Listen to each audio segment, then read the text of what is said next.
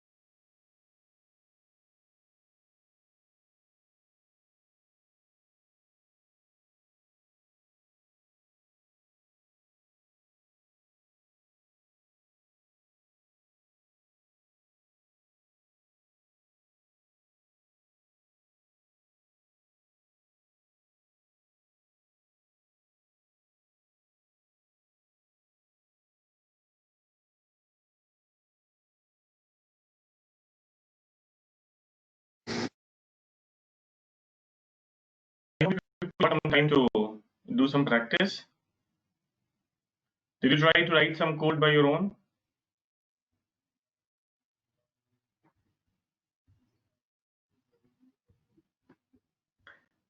Any question, any challenge you faced while writing any query or any code?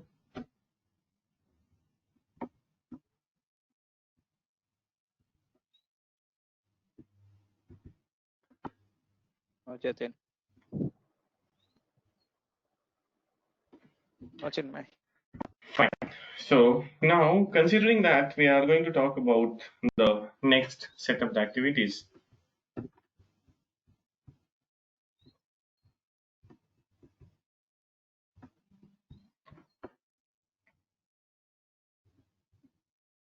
So this is what we discussed in previous class, wherein we try to understand that how these logical operators are written, and in that logical operator context, we discuss about many logical operators like less than, greater than, less than, equal to, greater than, equal to, or not equal to.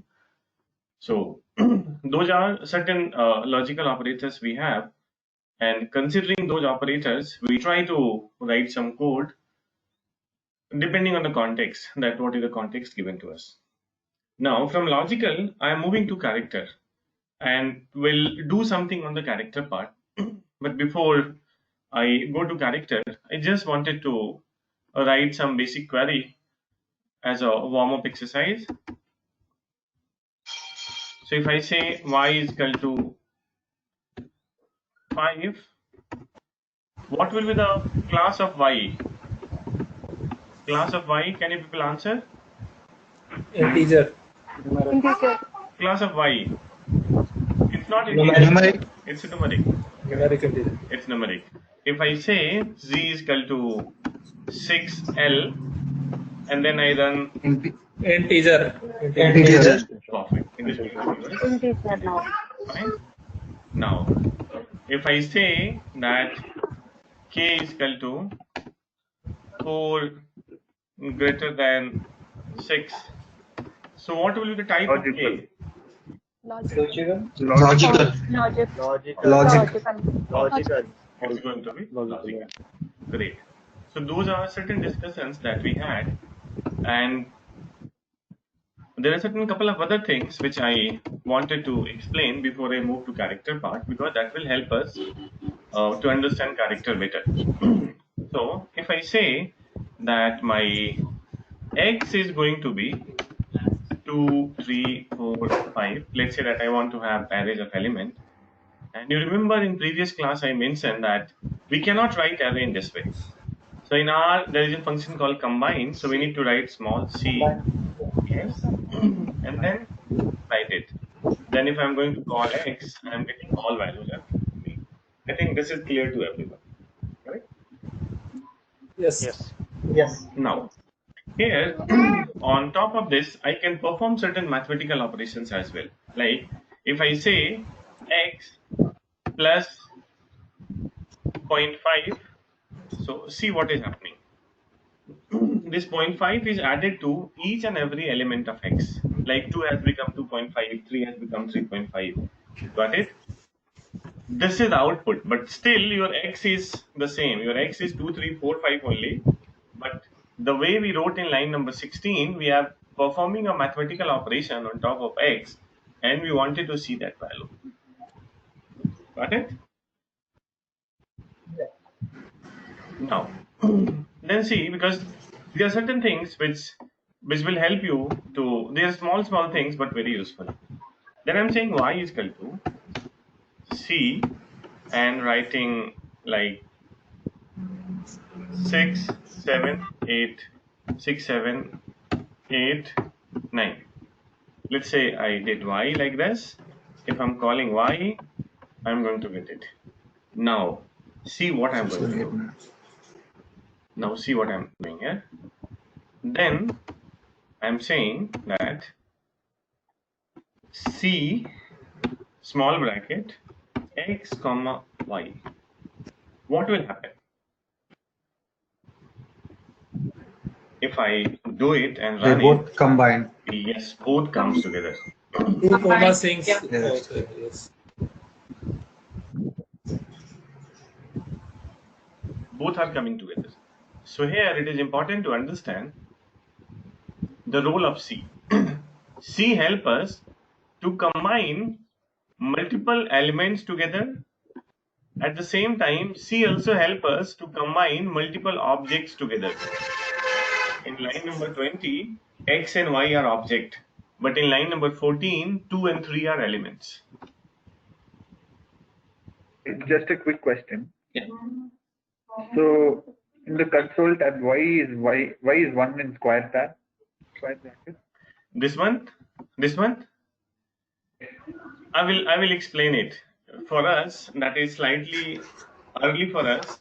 I think Okay, all right. once I explain some more context, then I will explain that why that square bracket one is coming. All right, yeah. I think guys, you can mute Can I have yourself. a question? Yeah, tell me. Yeah, if y is also having 5 and then we combine, then what will be the output? Wow, good question. So you're saying that what if y is like this only? So you're saying that 5 is part of y also? So your 5 will come twice. Okay. Got it. Yeah? No. Oh, sir. Yeah, but sir, you're saying something? Oh, no, I'm sorry. I would suggest that please mute yourself in case you're not asking question. That will give us a very pleasant learning environment. Hello, sir.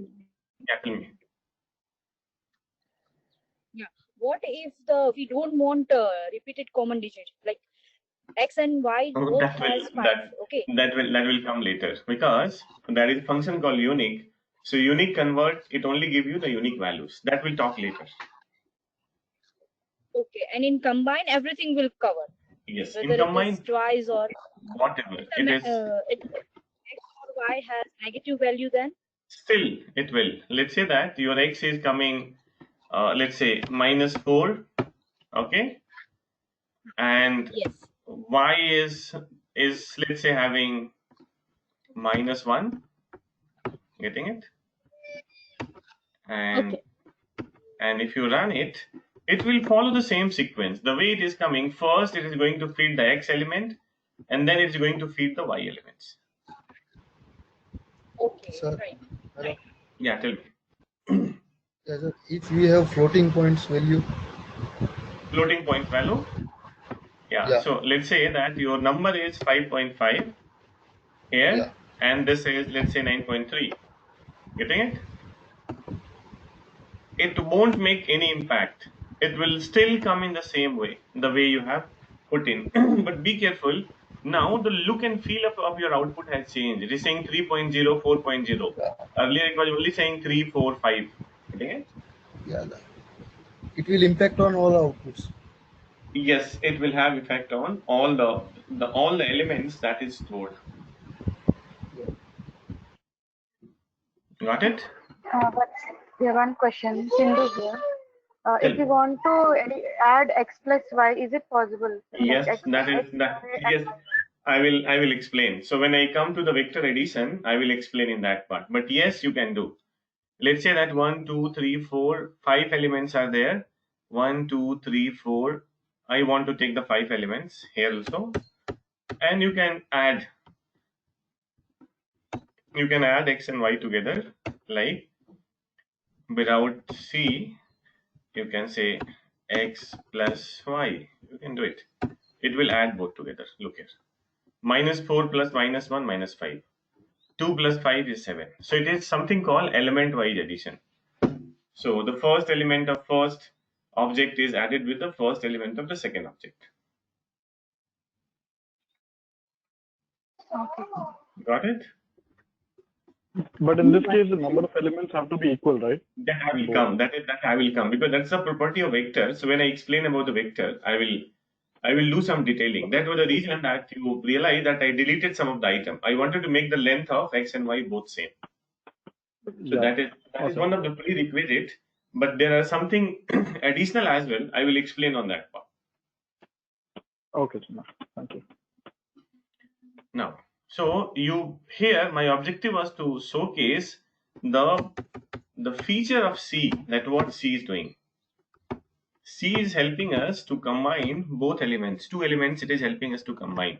Two objects, sorry, in line number 20. But in line number 14, it is helping us to combine multiple elements together. Got it? That property, the property of C, you need to remember.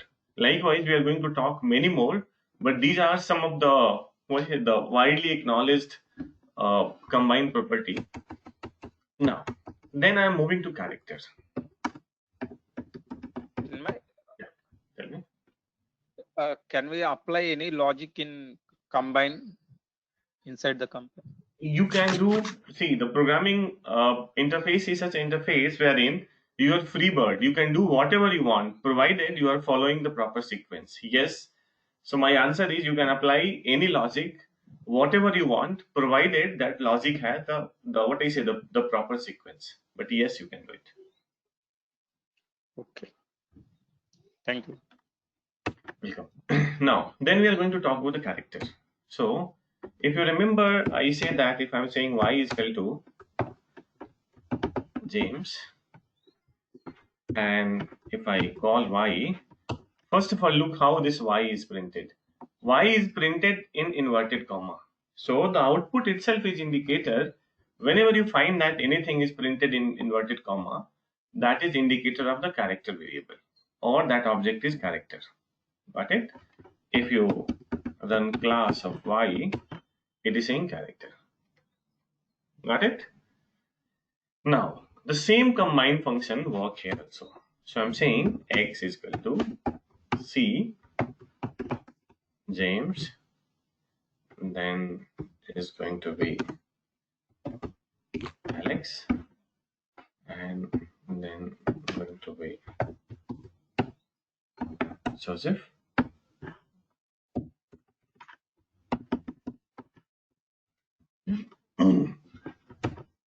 If I are you getting this? All three are printed with inverted comma. Getting it? Though these are the three different elements, but these are printed with the inverted comma. So it is saying that these are the different elements. Got it? So your same C function is also working here. Got it? Now, yes. Now, I'm going to write, and here I'm expecting that you people pay attention. I'm saying P is equal to C, and writing 2, 3, 4, and then saying Alex. Got it? So my initial 3 elements are number, wherein the 4th element is character. Now, if I run it, first of all, let me see the class of X. This is upper X. See the class of X, what it's saying. Class of X is saying character because I created that character. If I am writing this P, what do you think? Wait. Yeah, you can't combine different type of vectors. No, we can. So if you run the class of P, it is saying character.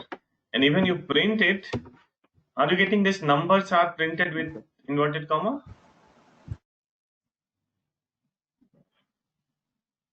Getting it?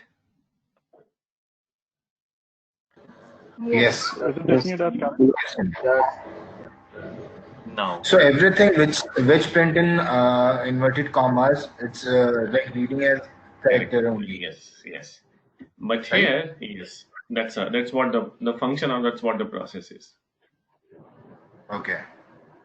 Now, look here in line number 33, initial 3 elements are numbered, wherein the 4th element is character. So what R is doing? R is converting the entire stuff into character. Getting it? Now here we need to understand that R is a statistical interface wherein things are either numeric or character. There is no provision of numeric, alphanumeric or numeric character. There is no provision. So either your object is going to be number or your object is going to be non-number.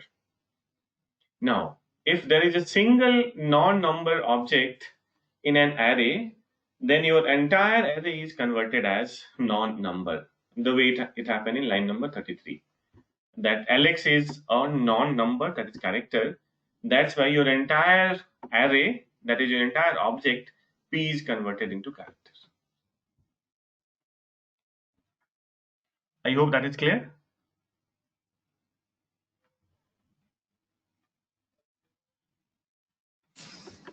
No, Chinmay, can you explain again? I was saying that if you pass a single character element along with numbers, then your resultant object is created as character only. Getting? Like here, we wrote 2, 3, 4. There are 3 numbers, but there is 1 character. What happened here? Your P is entire object P is created as character. Getting it?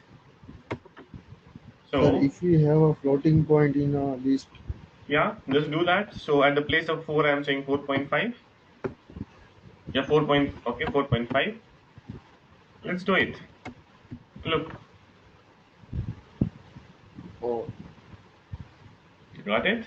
okay, sir. Okay, got it. Why are these names written in double quotes?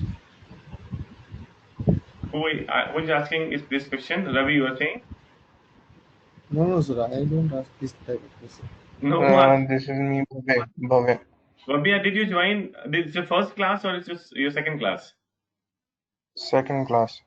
So I explained about the character element. So whenever we write anything character, we need to write that in the quotation mark. Okay. So if you do not, like here in line number 25, I am saying y is equal to James and James is coming in double quotation. So R understand that as a character. So double quotation is masses a signal to R that it is a character value. Got it. Thank you. Fine. Now, then in line number 30, see what happened. I did conversion of your previous class, but I am waiting for the group mail ID. So I think I was not able to share your recorded file before this class, but going forward, your previous class recording will be in your inbox before your next class. So that conversion just completed. So I think post this class, I need to collect those group ID and I will share with you. Chinmay. Yeah, tell me. Hello. Yeah, tell me, please. Yeah. So what if we use integer instead of numeric? Okay, that's again good question. that we are going to create a set of array with integer. So I'm saying that my R is going to be C, and I'm saying 2L, 3L, 5L. Got it?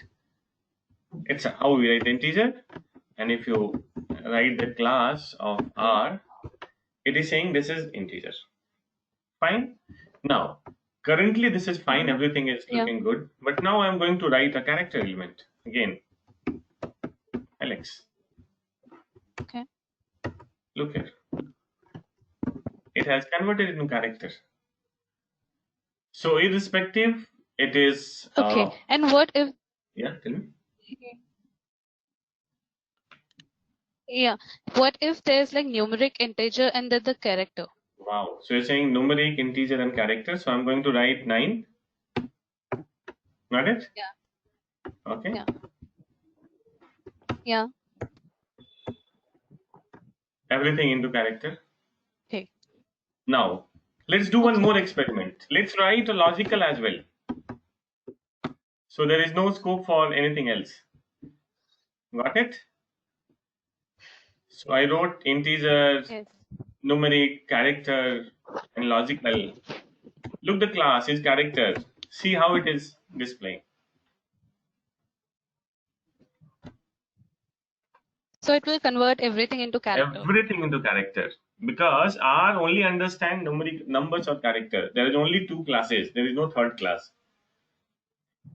Fine, your integer is also a number, your number is numeric is also a number, and true and false is also a number. I explained that it is stored in terms of 0 and 1. Getting it? Mm-hmm. And I have Yeah. one question. Yeah. Either integer and numeric, then I have. if the array is having integer and numeric only. Okay, integer and numeric.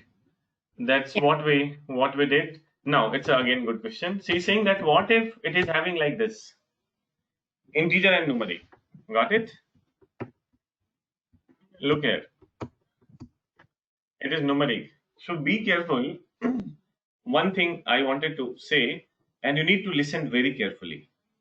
Integer is the finest unit. Let me do one more experiment, then I will tell you.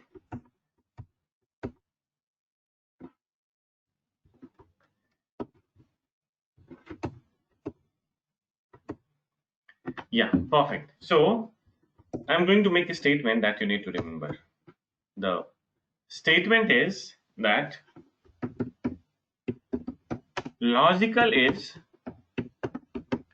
finest unit in R. Getting it? Finest unit, that means it is, you cannot put any impurity in that. So in hierarchy, if you talk about the purest item, so purest item is logical. The second purest is your integer, and third purest is number, and most impure is character. So if you talk about the pure one, which one is the pure one? Pure means that you cannot add, you cannot integrate anything. It is in the purest form. So logically the finest unit. Getting it? Then comes Chinmay, can you please repeat it? okay. So Please. why I'm saying, just understand here. So here I am saying, listen it carefully. True, false, and then I'm saying, let me write first true, false, and run it, and let me run class. It is saying logical. It is obvious, correct? Then what I'm doing in logical, I'm going to add one integer and saying 3L, and let's see what is happening. This is now converted into integer. That means if you add anything into logical, logical is going to lose its finest behavior. So in logical, you just added one integer. So now it is your object is no more logical. It converted to integer. Sir, Getting that? sir, Yeah, tell me. sir, which data type has highest priority? No, it's not priority. I'm talking about the pure form. That purity will give you idea that how the hierarchy is. Getting it? Okay. In data science, we Okay. use all these 4 types of object. What I'm trying to explain that if you add an integer into the logical, your new object that is created is going to be integer. Getting it? Okay. Okay, sir. Now, then I'm saying that then you're going to add a number, then it is converting number. That means the moment a number is coming, your integer and logical lose its essence. It is treated as number only. Got it? Sir, there is a one question. If we add someone in last, it will add into the, it will take into the data type as whole list. What do you The want to add? last we add, the last element which we add, it will converted into the whole list into that type. No, it's not so. Let's say here, I am writing true. My last is logical. But look here, Yeah. it is not becoming logical. So it is not about last element. Okay, sir. I hope you all people are getting what I'm saying. Yeah, sir. Okay. Yes, sir. Yes, sir. Thank Got you. it? Yeah. Yes. Then if you add, Chinmay. yeah, Chinmay. tell me. Chinmay. Prasad here. With in the combine function, we are giving true, false, whatever integer number combinations, right? Right. So the output is giving either it is numeric or logic or integer. Okay. Without changing whether it is an integer or numeric, can we forcefully change any of the data type? You can store that as there is a function called as, but again for those as function you have a lot of constraints, and those constraints also follow the same behavior, the one which I'm explaining. So you remember we use a function called as dot integer in the previous class, and we converted a number into integer. So there are certain functions which start with as, but those functions also follow the same behavior. Your voice is breaking, Chinmay. Now, am I audible now? It's breaking in between. So is it breaking for everyone or is it breaking for some people? No. It's clear. It's clear. Now it's clear. Okay. Now I was saying that yes, you can forcefully do it, but that forceful option also has certain limitations. Okay. Okay. Now, so here, can you show one example? One example of what? Of that forceful creation of something? Yeah, one example. So again, I'm saying that that forceful creation. Look here. So there is a function like if you say as dot character. So these are the functions. In that as dot character, if you write anything like, let's say you are writing 3L, you are writing 45, you are writing true. So you're saying that whatever I'm going to write. Chinmay, your voice is breaking. Is it breaking for all? Because it's clear. I have complete connectivity.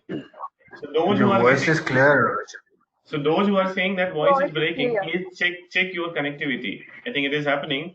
I think in Bangalore it's raining, so primarily those who are in Bangalore, they may be facing this challenge. Yeah. Got it? So look here, these are some forceful options wherein we pass something called as dot character or as dot numeric, wherein we say that the object which we are going to create, it is bound to be either numeric or character. it will be correct. Yeah, these are the options, and we'll explore these options going forward, because there is very unlikely scenario wherein everything is coming together, like your logical, integer, number. It's very unlikely. Getting it? So we work on the real time data, that how it is coming, and then accordingly we'll treat it. So you mean to say for data trimming we can use this function? Huh? Yes.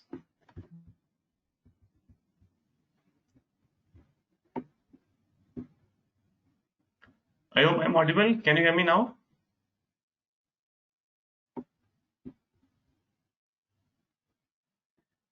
Am I audible?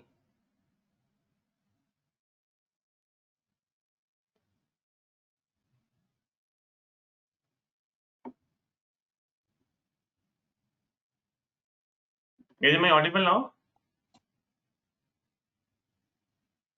Hello. Yeah, am I audible now? Chinmay, we are not able to hear. No, No. it is breaking. No. Am I audible now? Yeah. Yes. Yeah. Okay. Yeah. Chinmay, Yeah, tell me. this is Pradeep. Your voice is little less. Can you increase volume somehow? I would It's say very that low. if you increase, because to increase the volume, there is no option in mic. You can increase your speaker. This I one. have put it on 100%. No, I think I do not have other options. I think for others. अच्छा चलो ठीक है done. Okay. Because if I go here, just a moment. Let me. If I increase this, it is going to increase my my headphone echo. Getting it? So there is no option to increase It's the mic. perfectly fine. Oh, okay, fine, done. I'll put on this thing, earphones. That will help. Right. Hi, Chinmay, for that line 39, Right. I tried searching the class from my side. I'm getting an error. No, that won't be the case. So first of all, before running your class, let's say I run it, can you run R and see that are you getting output for R?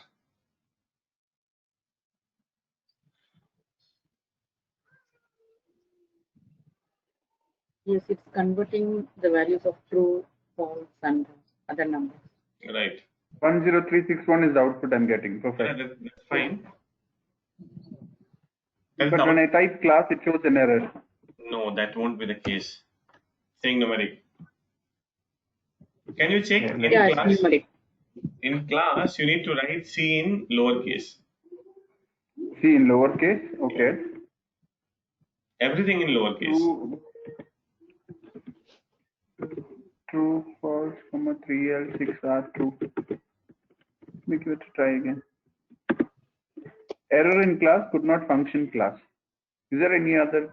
No, right? When you are writing R, you are getting this output? Yeah, I'm getting. And in when I type class, I'm getting, I'm getting error. Can you do one thing? These 3 lines, the one which I wrote, can you copy and ping in the chat? Yeah. I want to see how. I got it. I was using C caps lock in class. Now it's working. That's what I mentioned, that the C is in the lowercase. Okay. Thank you, Chinmay. Chinmay, in line number 39, if next to true, if you write Alex in quotes, will the entire class become character now? Yes. So if I write. Is that the reason why it was, in the previous example, it was picking as character? Yes. Is that the reason? Right. So if you put a single character, it is going to convert everything into character.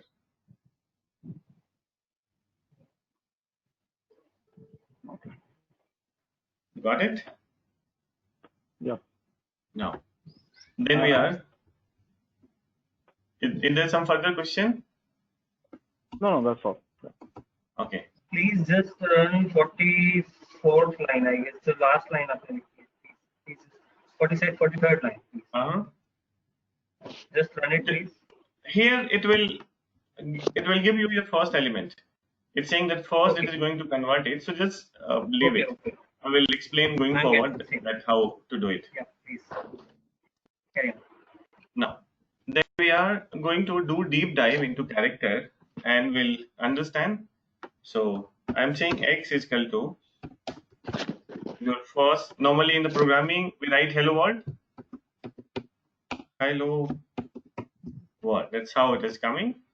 And if you say X, you are going to get your hello world. Got it? So this is how normally we write. Now, then it so happened that you stuck somewhere and you want to know some help. So there is a help function in R. So if I write help and then put dot, and if I write start with small open bracket and close, it will open some tutorial for us. So look here. So if you look at my place, look here. This is opening a tutorial. And that introduction to R, if you click here, it is going to open a complete book. That's how to write some query, how to understand something. So this is the help section of R. And you can, like, let's say that using R something, if you click here, it is going to open the complete code, everything. Getting it? This is one way from the beginning that you want help from the starting. That is, you want to see that what all are there. So this is one way to find it. The other way is wherein you are very, very specific about certain topic. Let's say I'm writing help, and in help, I'm writing GLM. So GLM is a function which is used for generalized linear model, the way we run logistic regression. That is one of the techniques. So let's say that you want to get some help for this particular function. When you run it, for this generalized linear model, you will be getting the complete help and documentation. So there are two ways. Either you look for help using a particular keyword, or you are going for help in a very generic way, and then you are browsing and getting that where all what is given. Is that clear?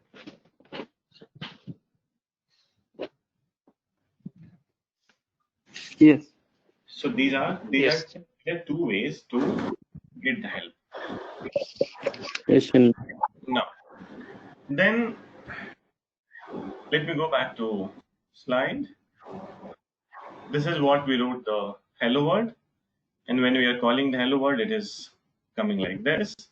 Then we wrote something called help.start, and we got a similar environment. Got it? Now, then we are landing to the most fundamental unit of mathematical calculation. It's the most fundamental unit. So I'm expecting you people to be very careful here.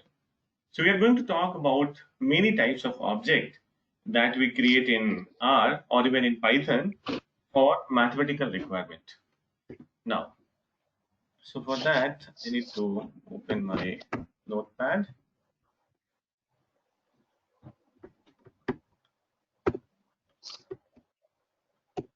Now, in this fundamental unit, the understanding, the first unit is coming as vector. Vector. That is VECTOR. Vector. So, can you tell me that what you mean by vector? Have you heard this term vector before? No. No. Anything which is quantity. Yes, in physics. In physics, okay. Any It has some direction and magnitude. Perfect. So according to behavior, the vector has something called magnitude and direction. That's what the vector is. So if I say that on a xy plane, in a two-dimensional plane, let's say in this plane, I have a point here, which is 3 and 4, 3 on x-axis and 4 on y-axis. So if we know the x and y-axis of a point, we can put on the x and y-axis. We can put it like this. Now, this point is known as a vector. So the moment I attach from origin, I will come to know that how far this point is from origin. So how far is known as magnitude. At the same time, I will come to know that what is the angle with x-axis, theta. That's what I'm calling it direction. So this is my direction. And this dotted line is what my magnitude is.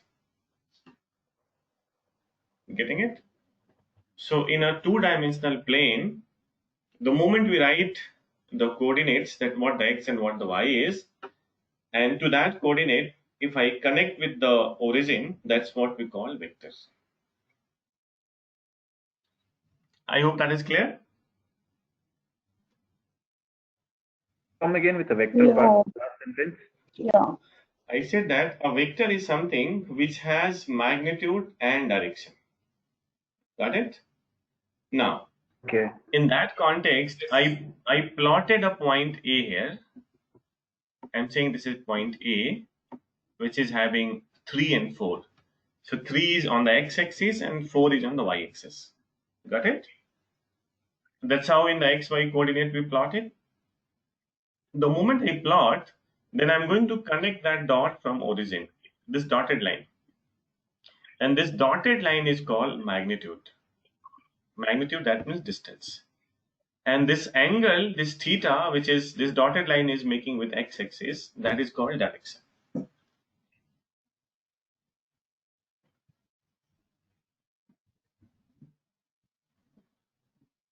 I hope that is clear. Yes. Now, so it so happened that here I have written in the two dimension, x and y. So I'm saying that my point is 3, 4. So let's say that I am saying a vector A, which is 3 and 4, 3 on x-axis and 4 on y-axis. Let's say I'm saying.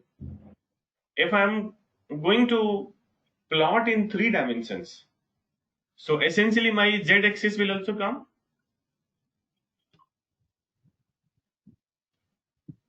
Yes. If I go in more and more dimensions, the respective alignment to those directions will come. The way I say 3, 4, and in z-axis maybe 6, maybe 7, whatever, depending that, like Matchbox. In Matchbox, if you take any point, you can easily define that from center. What is height, what is length, and what is width. You can say that.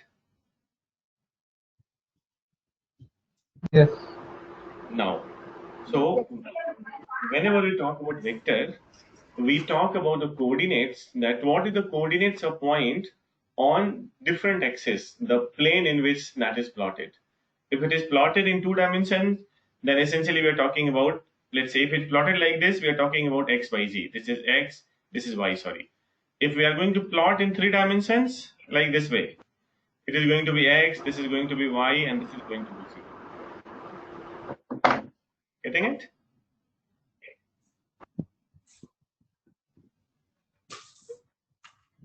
Now, this is vector. Chinmay, a small question. Can there would be only 3 dimensions, or there can be more than 3 dimensions? Infinite. Infinite. Yeah. Okay. So dimensions could be infinite, according to mathematics or according to science. Normally, we generally talk about 3 dimensions only when we are discussing things. Right, but if you talk about the vector or matrix, dimensions are more. Got it. Now, in data science, how we define dimensions? So let's say that you have data of one person. So listen this, that will give you the context. Let's say that you have a data of person A, okay? Let's say that person A, and in that data, you have his salary, education, years of education, got it? And then let's say that age, getting it? And then let's say you have something called, what I say, years of experience, getting it? So salary is going to be one dimension, education is going to be one dimension, age is going to be another dimension, and experience is going to be another dimension. So the column in Excel we say that column 1, column 2, column 3, column 4. In statistical or mathematical language, that is known as dimension. But in that case, the origins will be also different. Because salary is a different component, and education is a different component. Right. It's a very valid question. So there, we try to do something so that we bring everything on the same scale. So there is a factor called scaling. Let's say I'm giving another context. I want to compare rupee with taka. How will I compare? Rupee is different unit, taka is different unit. How By can I compare? converting factor. Yes, so we are going to convert that into dollar, and then we are comparing it. Got it?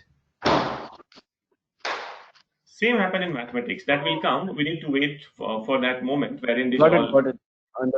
Understood. Yes. Now, I was explaining about the vector.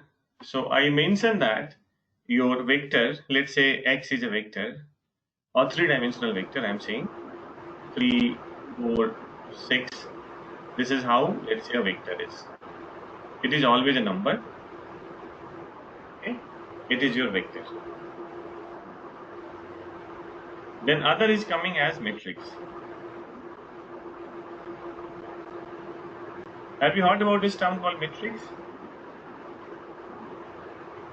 Open your mouth. There is no harm in even giving the wrong answer. Yes. But I want Yes. class to be participative. Yes. Hence, entire everything. It is a rectangular array in order m by n, where n is row and n is column, number of rows and columns. Wow, it's a good textual definition. Now, I'm going to change your thought process. Do you know what happened? Usually, we learn everything in education to pass the examination, correct? Once we pass the examination, then we rarely remember because our education is not applied education. That is the saddest part of the education, when we learn something, but we never know that why are we learning it. Getting it? Now, here, the way I mentioned that it is applied statistics. So what all we are going to learn, we will be applying this concept somewhere. Getting? Now, so mathematically what a matrix is, if you put two vectors together, two or more vectors together,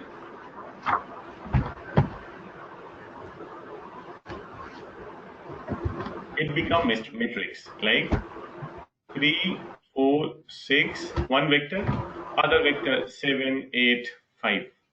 If you are putting two vectors together, but do not put in the different containers, we need to write together like 3, 4, 6, 7, 8, 5. If we are writing in this way, this is what the matrix is. So I'm saying that if we put multiple vectors together, so this multiple vectors create a matrix. So matrix is nothing new. It is only the compilation of multiple vectors together. That's all.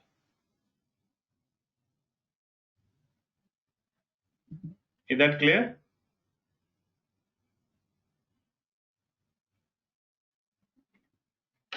Guys, can you hear me?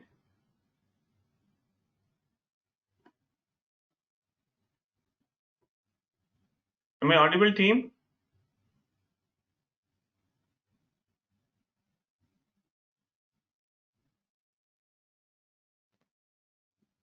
Correct. Yeah, am I audible? Yeah, you're now audible. Yeah, now. Yes. No, it is not. Okay. Yes. Now it's audible. Now, what I was explaining, that I have vector 1 and I have vector 2. What I did, I put both the vectors together to make matrix. Getting it? So matrix is not something which is new. Matrix is made by help of the multiple vectors. So if you plug or combine multiple vectors together, that gives you matrix. That is clear? Yep. Yes. Hello. Yeah, Chinmay. Yeah, tell me. On what logic you are combining these vectors into matrix? I'm just putting together. I said that 3, 4, 6 is one vector and 7, 8, 5 is another vector. And I put both together in a single container. I'm saying now it is matrix. Yeah, before that, we need to, I have a doubt. While reading vectors, there is a small, there are some small operations are there, vector operations. With that operation, we can combine those vectors, like row vector and column vectors.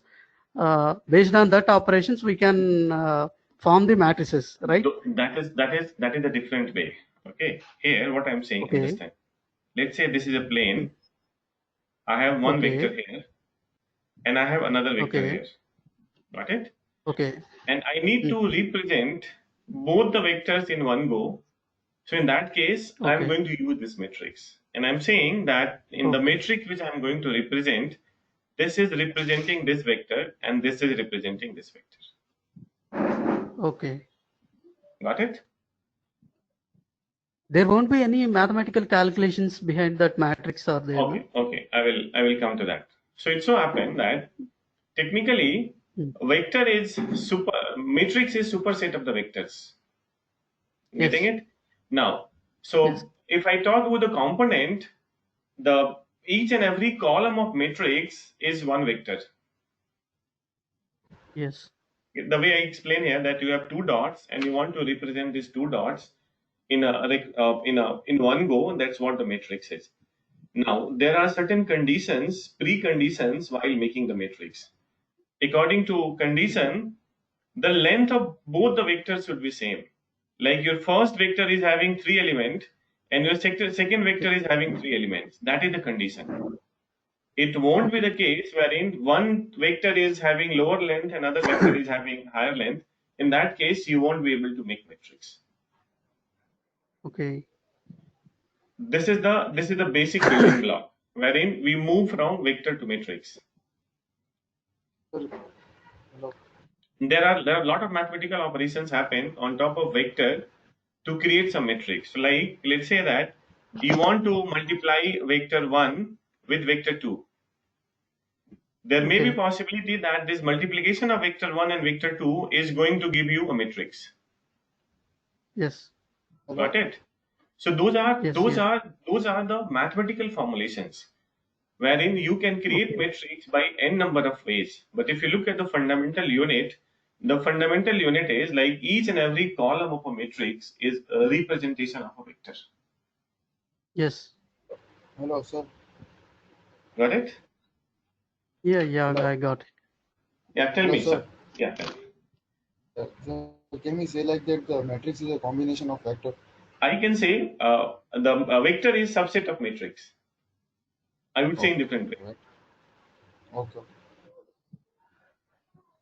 I can say that from matrix I can find vectors, and that is vice versa.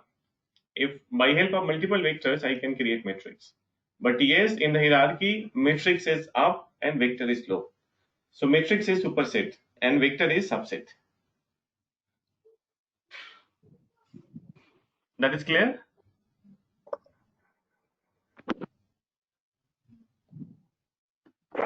Yes. Now, so there were two conditions we just saw for matrix. Condition number 1, that all element must be numbered.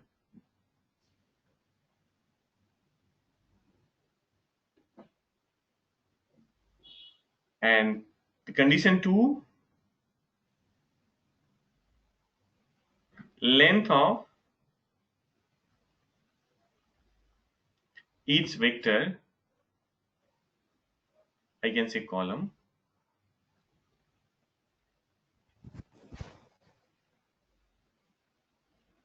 must be same.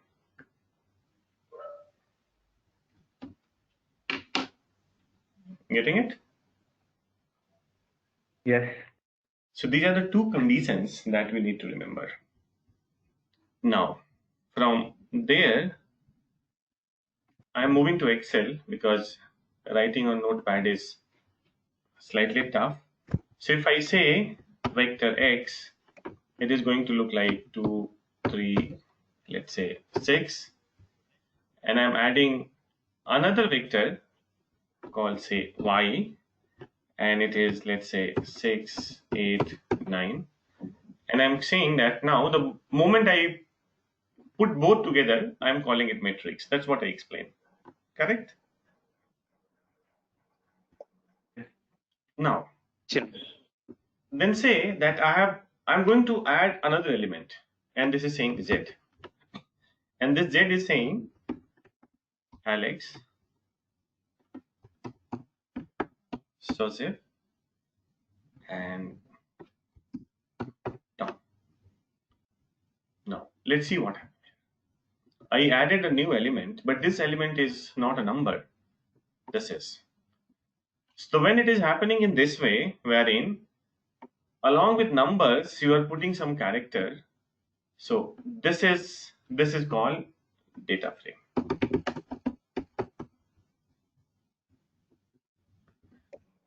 Your Excel spreadsheet in R is considered as data frame, wherein some columns may be numeric, some columns may be character.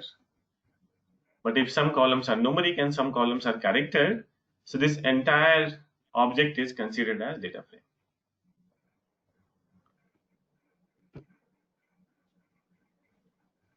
Is that clear? Yes. Now, again, the condition is the length One of. question. Yeah, tell me. So when we are taking character set, so this combination will not form a matrix, right? No. So now I can say that data frame is superset of matrix. So from data set, if I only consider x and y, it will give me matrix.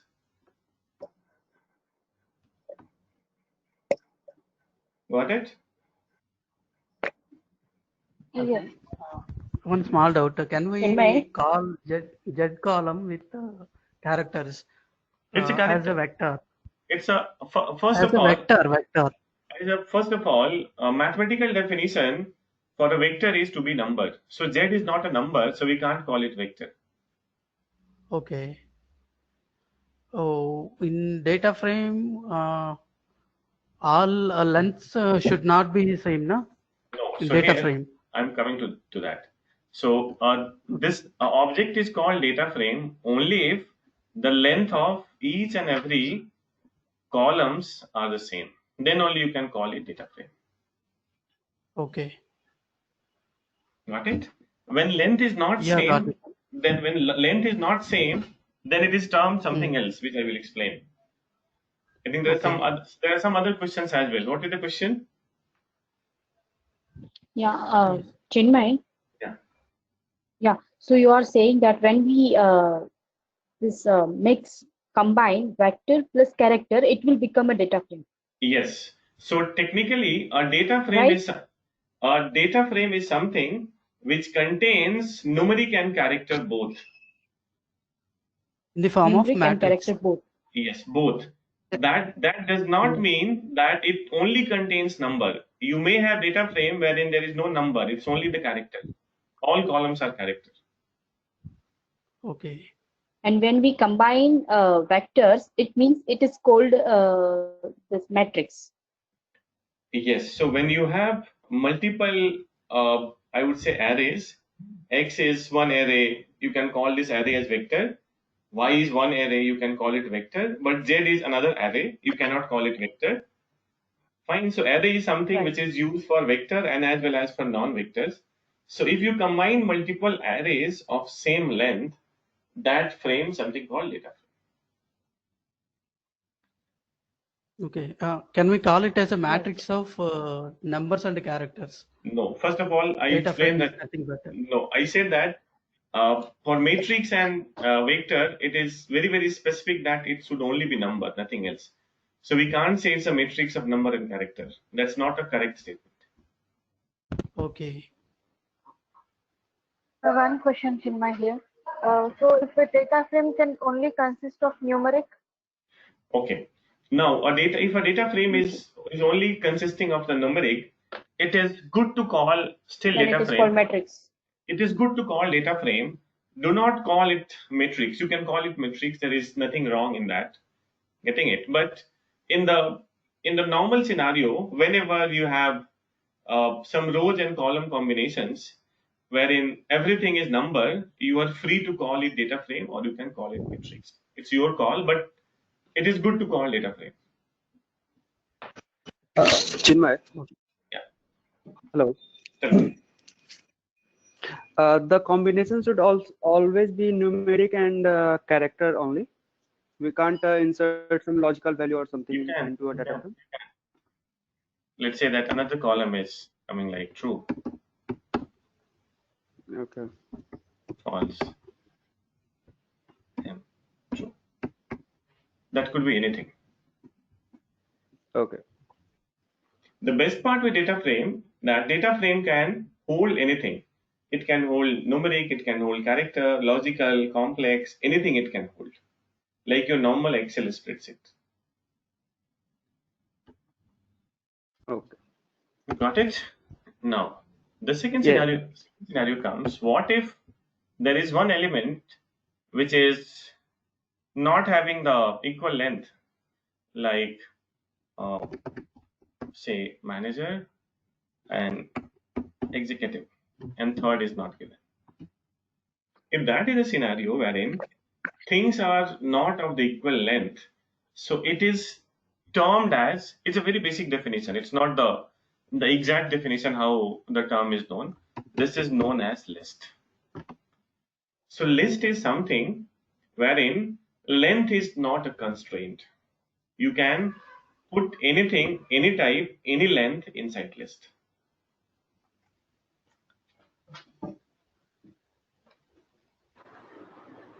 So we call list to Can you please repeat? or like it will be like a complete set of this data. Yes. So the moment I started, I said that for data frame, it is compulsory that the length of each and every array is same. That's what I said. Yes.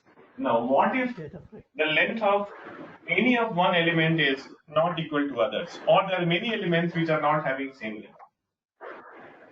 If that is the scenario, then that type of object in R is known as list. Okay. And I would say list is a superset. You can store anything inside list. You can store vector, you can store matrix, you can store data frame. It's your call. It's a savior, I would say.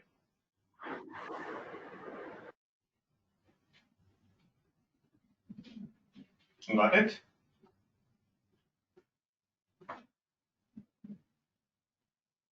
Is it clear? Yes. Okay. Yes, Chinmay. Yes, Chinmay. A list can be incomplete, whereas data frame cannot be incomplete, right? No, that incomplete is not a word that is used for list. Okay. List can be. I mean, there can be various data types inside list, and because not having any data in a list is also a type of data. What you imply? It's not so. So I would say that list is like warehouse, fine, wherein you can make provision. So now, as I mentioned, that list is a superset, which is going to be savior. So it is the warehouse concept, wherein you allocate the space or the self depending on the size of the object. Let's say that you are managing some warehouse. So you decide that which object you are going to store at which place. Because you can play around or you can design or plan that how much area some object is going to occupy. Okay, so what basically, could you come again, is the difference between data frame and list? I say that in data frame, it is compulsory that the length of each and every arrays are same, wherein in list that is not compulsory. Okay, thank you. Okay. Hello, Chinmay. Yeah. Tell me. Yeah. Is A called a vector because it is a Boolean function? Is it a vector or not? Now I would say that your all booleans in the background is stored as 0 and 1. Getting it? So when you're storing that, you are storing that as a in a data frame or storing in a list.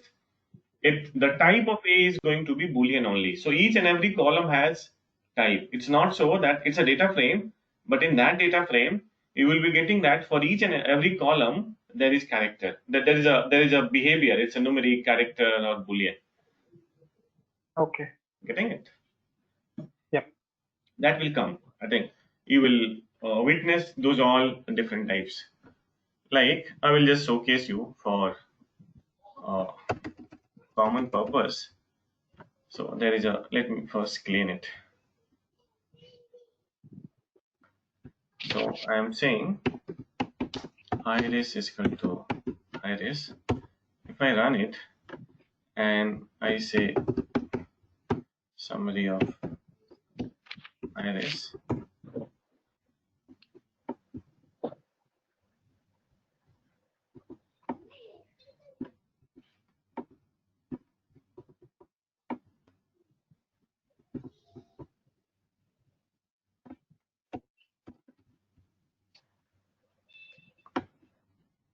look here.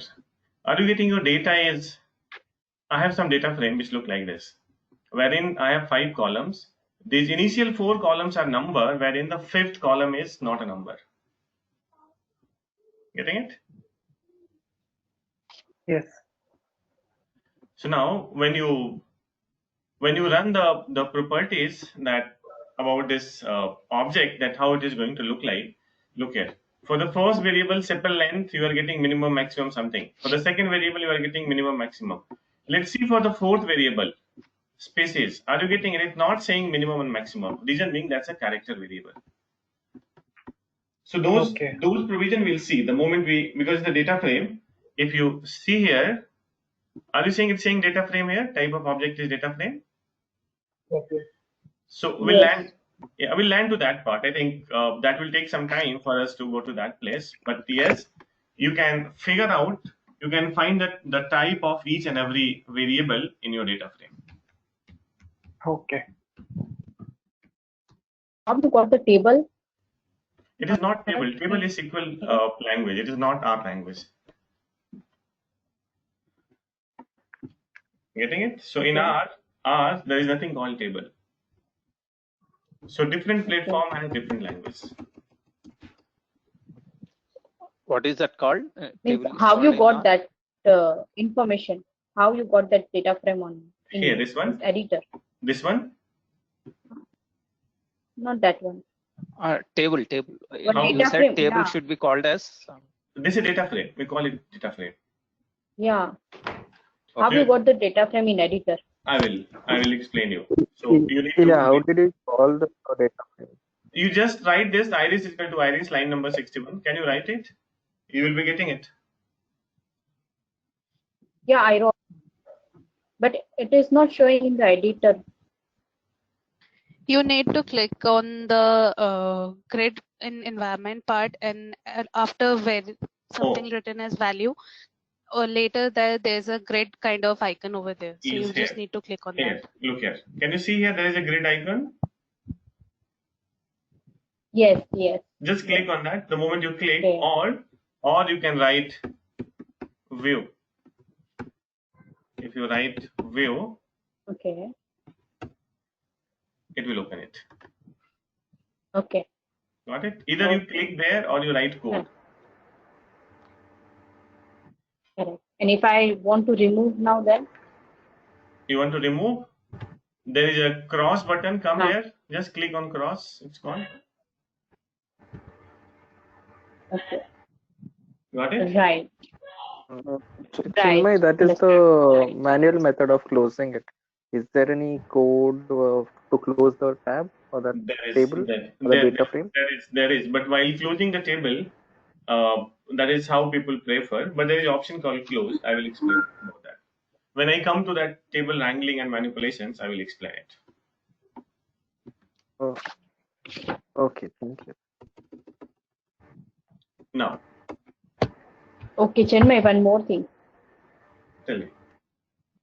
So, how we'll know that we have to use the uppercase and lowercase? For example, right now I wrote no view. Right. Then V was in uppercase and the other thing was in lowercase. Like for class and everything, we use lowercase, right? For everything. Right.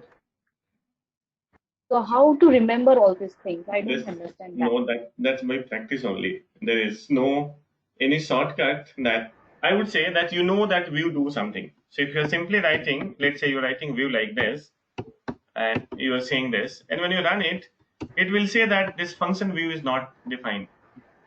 It itself is a message that you are not writing properly. So every time we have to remember or we have to practice this. This practice, the practice is the only solution. I think it's more of a trial and error. Yes, you can do. Chinmay, I'm Yeah. getting an error. View iris could not find function view. So are you writing? And I say that this V is going to be in uppercase. Oh. Because in this we cannot make a distinction whether it is a lower case or uppercase. I think if you see clearly, it is. Getting it? The height of V in lowercase and height of I are the same. I think again it is. You need to be careful while writing it. Still not getting it. So, is there iris available in your environment? got it. Yeah, got it now. Right. Okay. How to remove this? Simple. I said that if you run it, there is an icon there. Yes. There is iris. On iris there is a close. Just click it. Right.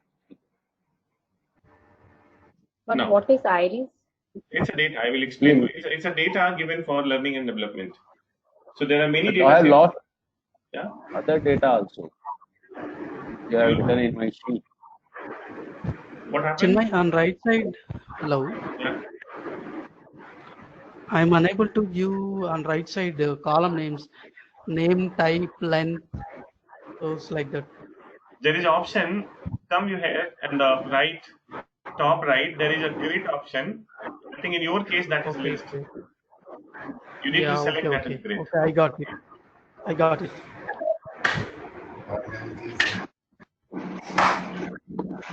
Now, this is what the variable type we discussed, that we have vector, we have matrix, we have list, and we have data frame. And there is another type of object that is called factor. Factor I will explain later, because at this moment you won't understand what the factor is. So I need to buy some time and I will explain at the right context when this factor is going to come. Now, the way I explain that how it is going to happen, you have vectors. By help of vectors, you are going to create some matrix. Look here. It is saying that all, can you see all are coming in blue? Then it is talking about a data frame. Yes. Data frame, different colors, that is indicator that you can have different types of object. Getting it? Okay. Then coming list. So look here, in list it is saying that you can store of any dimensions, anything. That is, it's a free format. Got it?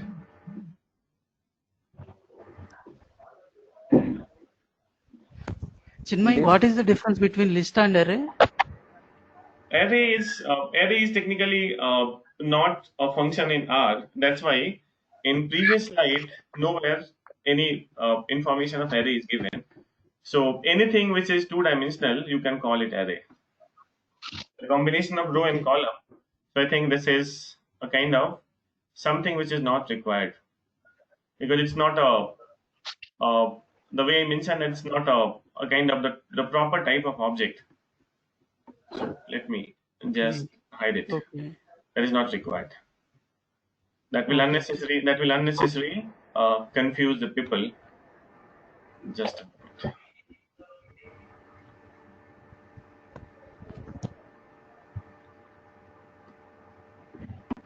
So these are the 4 types of object that we discuss. Array is technically it's a different language. It's a input of a different language, not coming from R.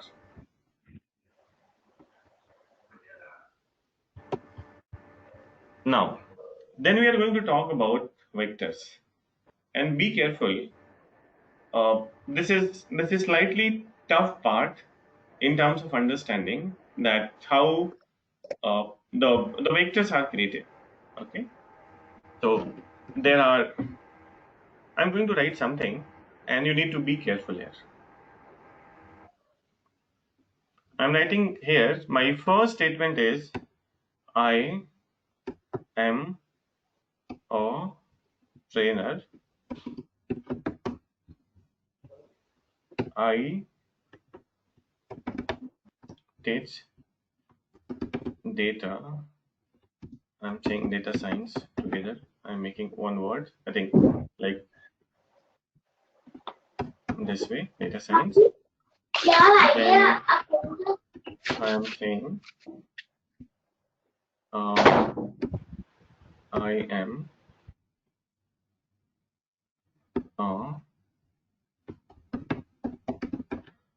a researcher.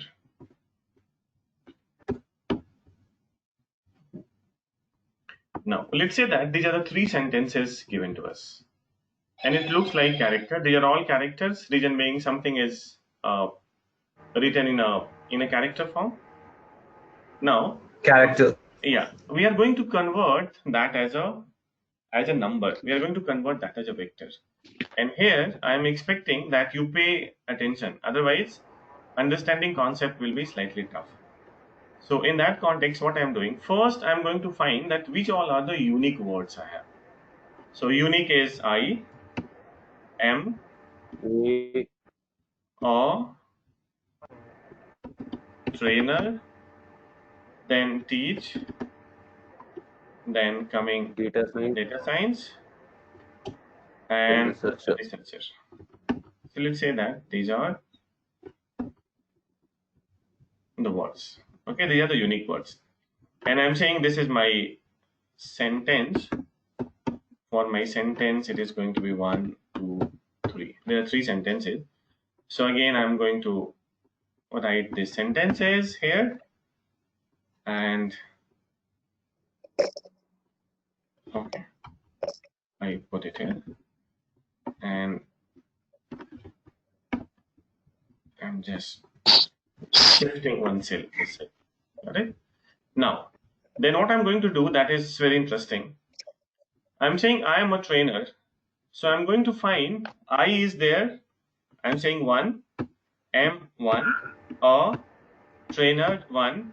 In first sentence, there is no teach data science researcher. So I'm saying 0, 0, 0. So what I'm doing, for the first sentence, I'm writing that on those unique words, how it is looking like. Is that clear? And wherever a particular word is appearing, I'm saying Clear, 1. And for else, I'm saying 0. I hope it is clear. No, Yes. I didn't got this. Yeah, we are creating extra columns here. So what are you not getting? What is tough? What didn't you understand? Tell me. See, what you're doing is you're taking on a row, whereas I is showing on the columns. So probably first, second, third, I should be replaced by 1, 1, 1, isn't it? What I did here, first of all, I take unique from all 3 sentences. And I wrote those uniques here.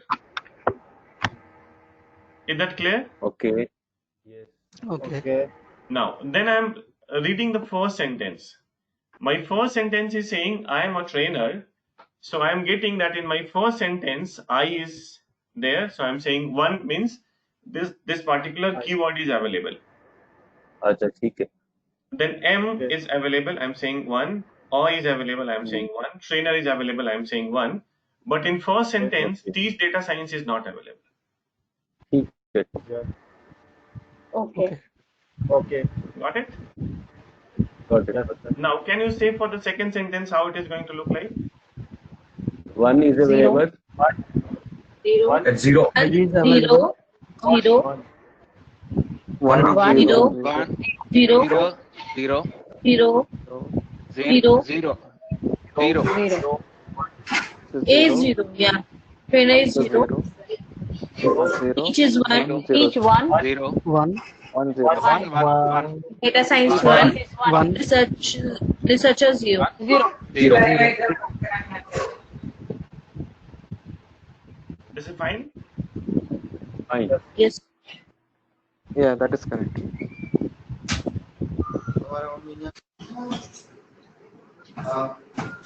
One. One. I one. 1 1 1 1 0 0 1 0 0 1. 0 0 1. Yes. Wait. So 1, 1 1 1 1 0 Zero. three Zero. zeros. Zero. One. 1. 1. That is fine.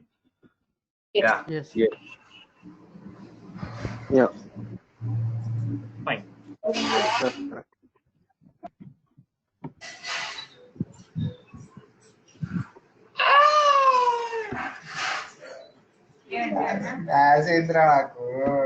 Now, look here. What I did. Can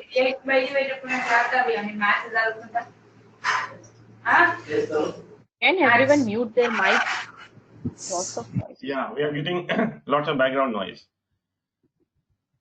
Now, look here. What I did, I converted those 3 sentences into a number form. Getting it? Wherein this one is the variable name, I can say column name, and these are the values. Got it? Got it. So it so happened that in current context, when we talk about the text mining, getting it? In text mining, we convert a sentence into the data frame structure. It is looking like data frame.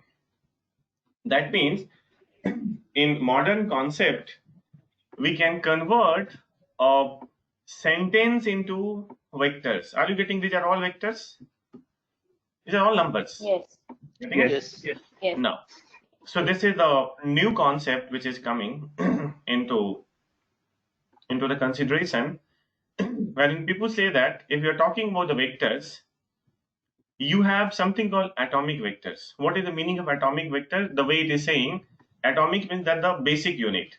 So by help of, let's say that I am writing true, false, true, or I write 1, 0, 1, both are equivalent. Correct? Yes.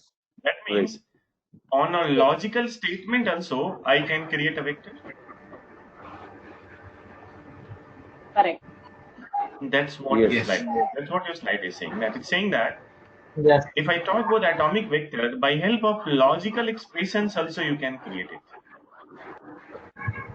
Got it? Here. Yes. Then coming to number, it's saying that numeric, your vector.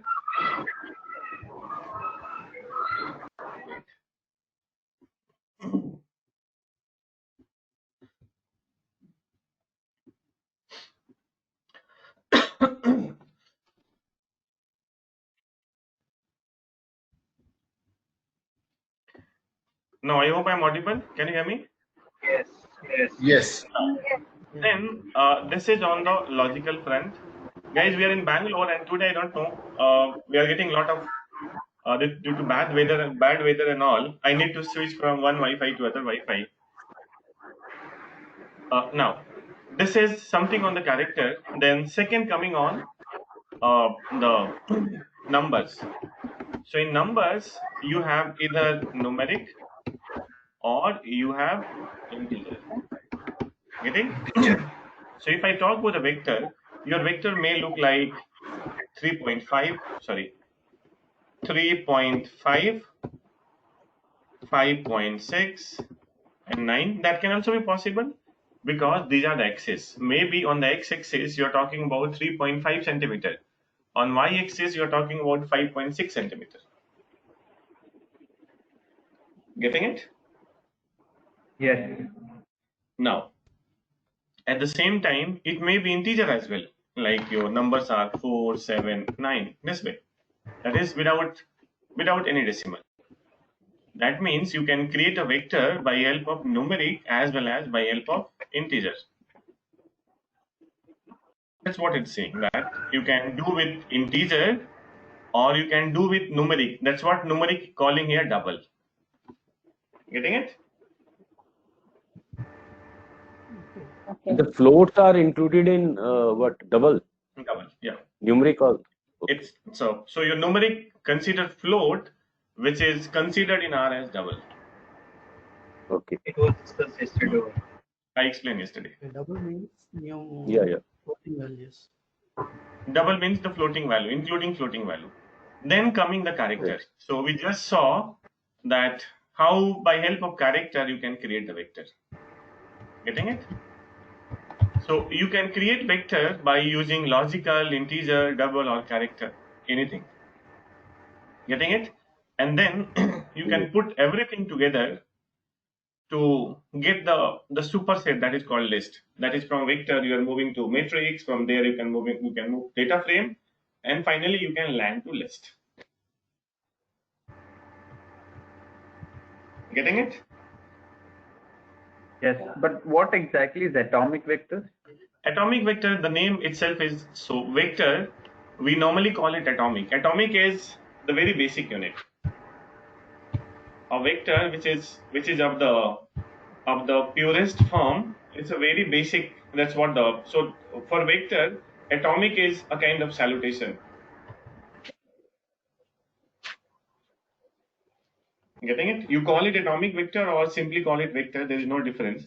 But atomic is indicator that we are talking about something which is a very basic unit. Okay. It's a kind of salutation, nothing else.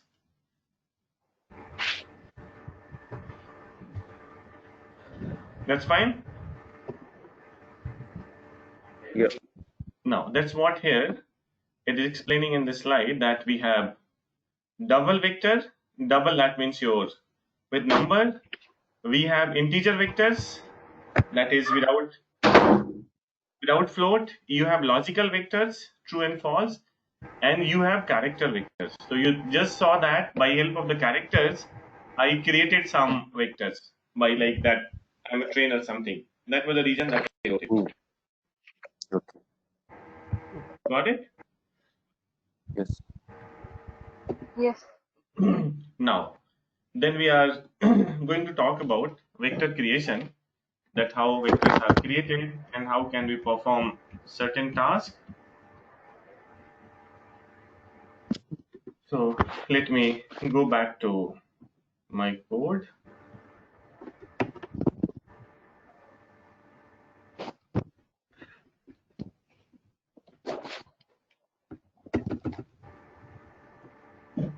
And as we saw that I suggested to create some, just a moment.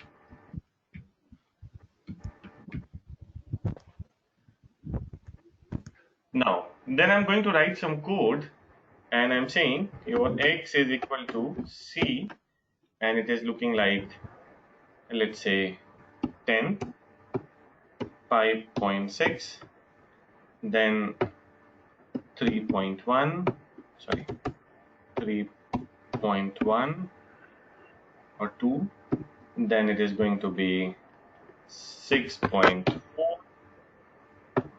and then it is going to be 18.7. I just put some random numbers, nothing else. And if I call x, we are going to get something like this. If I say the class of x, I'm getting numeric. So there is nothing new in this part. Got it? Now, yeah. Then I also explained that if you write y is equal to 20L and you run the class of y, it is giving us integer. That is fine. Then I also suggested that if you write a is equal to prove, if you run it and if you run the class of A, it is saying logical. Logical. That is perfect. Now, then we are going to talk about the vector addition.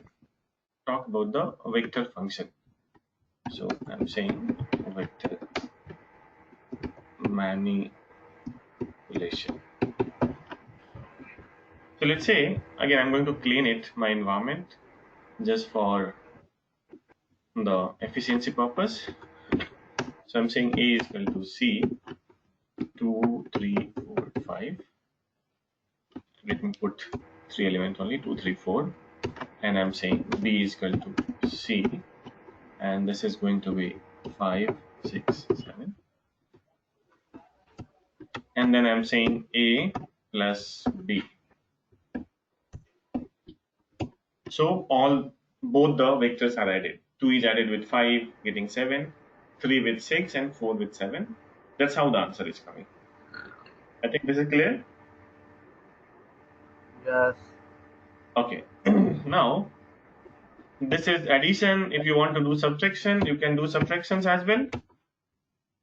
2 minus 5 is minus 3. 3 minus 6 is minus 3. So it is coming all value the same because that's how the number is. If you want to do multiplication, you can do it. If you want to do division, you can also do it. Getting it? So these are all mathematical operations we can perform. Now, the challenge comes here. You need to, again, listen it very carefully. I want to add A with B, but B is looking like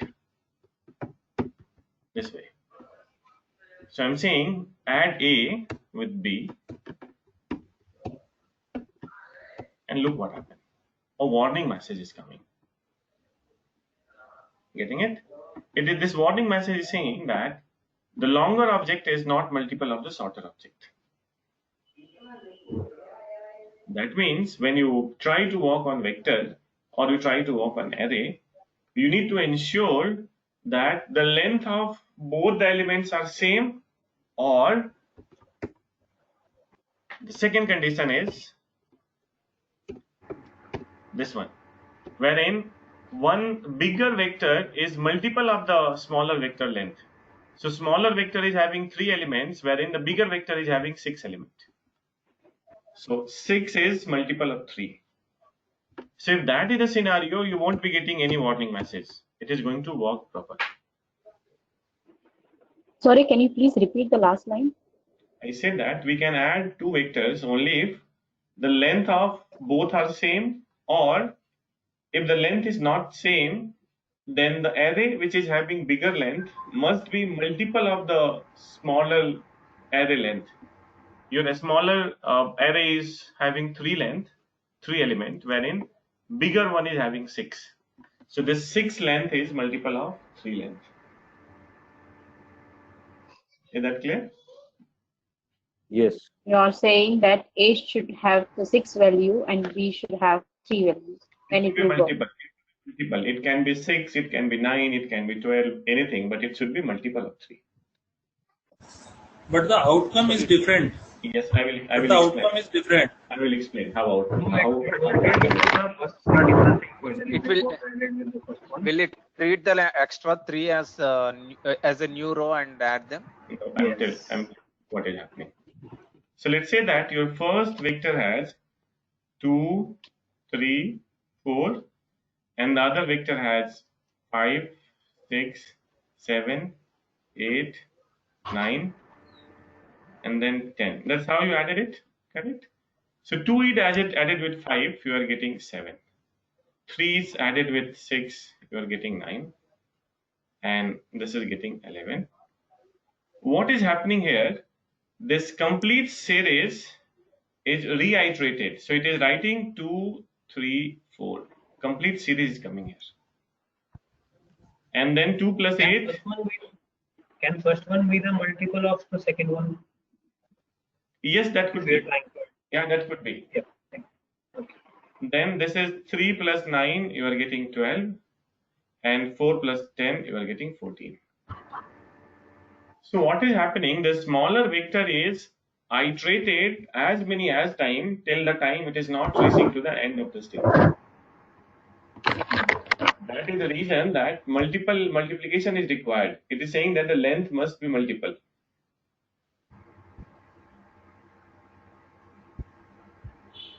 Now, let's go to the output and see how output is coming. Can you visualize it? Is it happening the same way or it is doing something else? Yes, same way it is going. I hope it is clear to everyone. Yeah, one small question. Yeah, it's clear. One small question. Is that operation is correct as per logic? It is. It is correct. Why can't we consider it as another 3 elements as a 0? No, that is automatically. No, that is not the. So it so happened that let's say that you are working on some database wherein A is part of one database, B is part of other database. Getting it? Your bigger database is having, let's say, 10 years value, wherein smaller database is having only 1 year value. Getting? And you want to work in that way. So whenever it is coming from there, it's going to iterate. So there is requirement. That is a mathematical requirement. That's why it behave in this way. Okay. If we consider it as a salaries as a column wise, right? Okay. Hello. Yeah, tell me. Yeah. If we consider these numbers as a salaries and column wise as a month wise, okay, for A person and the B person, right? Can we interpret in that way? How, for example, January, February, March, April, May, and June, up to 6 months, column wise. Correct. Okay. For A person, 2 rupees, 3 rupees, and 4 rupees. Okay. For B person, 5 rupees, 6 rupees, like that, up to 10 rupees. No, you can't interpret. If we add, no, yeah, I'm giving another context for that. You will understand. Okay. Okay. Let's say that you are working on some time series forecasting. Getting it? And for every quarter, quarter 1, quarter 2, quarter 3, and quarter 4, let's say quarter 4, you are getting some index. Getting it? Index is coming like 1.2 or 3.4, 2.9, or let's say 4.5. 4.5. Got it? This is the index that is given to you. And now, on the other hand, you have quarterly information of, let's say, 3 years. Getting it? Year 1, Q1. Getting? Okay. And then again, you are saying year 2.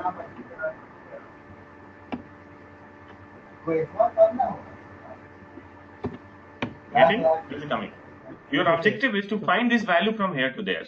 So there is context where we use. We cannot use everywhere. If you are very, very apprehensive that it is doing in wrong way, so please ensure that length is same. If you make the length same, you are safe. Okay. Chinmay, I have a small query. Can I ask? Yeah, please. Hello. See, 2, 3, and 4. If we take it in terms of coordinates, can we say 2, 3, and 4 is one point coordinates, and 5, 6, 7, 8, 9, 10 are the other coordinate points? Again, it depends that what is your thought process. Okay. So if you are talking from the coordinate perspective, then you both must have the same length. Okay. But if the perspective is not coordinate, then it won't work in that way. That is the reason that it works in both the conditions. So first example when I gave, I said that both are equal length, you are getting perfect answer. But what if length is not equal? And there are certain cases wherein we work on the unequal length of the arrays. There are many instances. So it is good to know that what is the behavior, how can we treat or how can we operate in R. Because I'm not very clear why why you are adding 2 to 5 and 3 to 5 and 4 to 7. Why we are not adding 2 to 10 or 2 to 3 to 8? Why we are why we are adding in this pattern only? It follow the same sequence. It's not me who is not adding. This is how the framework is designed. You means yes. Why this frame is used? That is what I want. That's what the logic I explained. Because there are certain operations wherein we need to iterate. That is called iteration.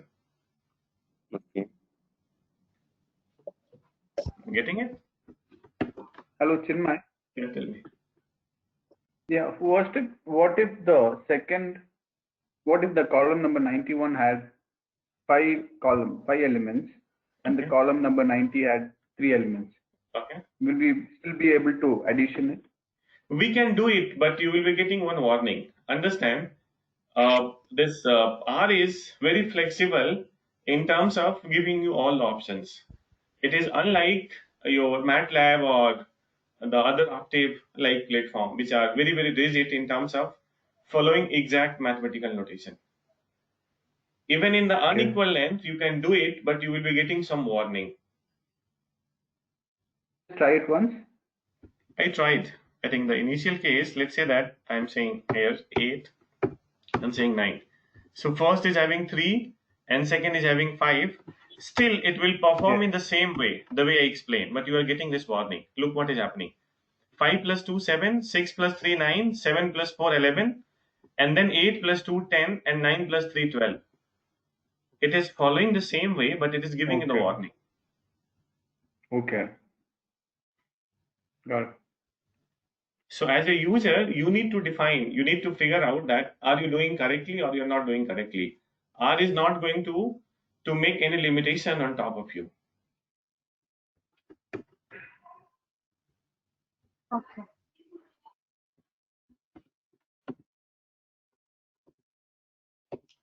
Now, this is what the vector addition we just saw, wherein I suggested that here the equal length is given, and you can do the subtraction, you can do the multiplication. Now, there are some other functions which you can use. So I will showcase some of the functions. And let's say that I have this B, which I just created. B is having 5, 6, 7, 8, 9.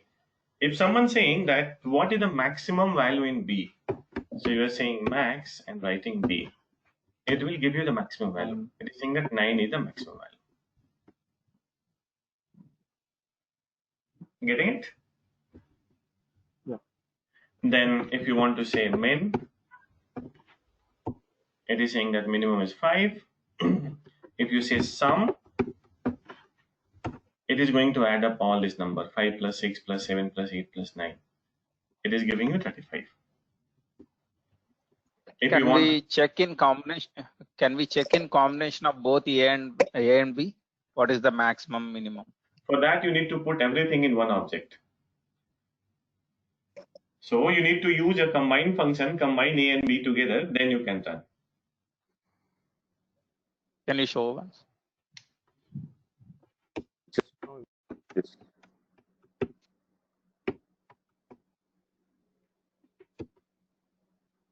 Wait.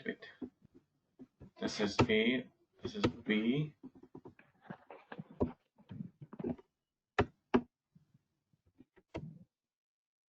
And then saying maximum of D. If you say minimum of D, it is saying 2. Yeah. Got it. Now, then coming, again, I'm doing on B only because on B we can easily understand what is happening.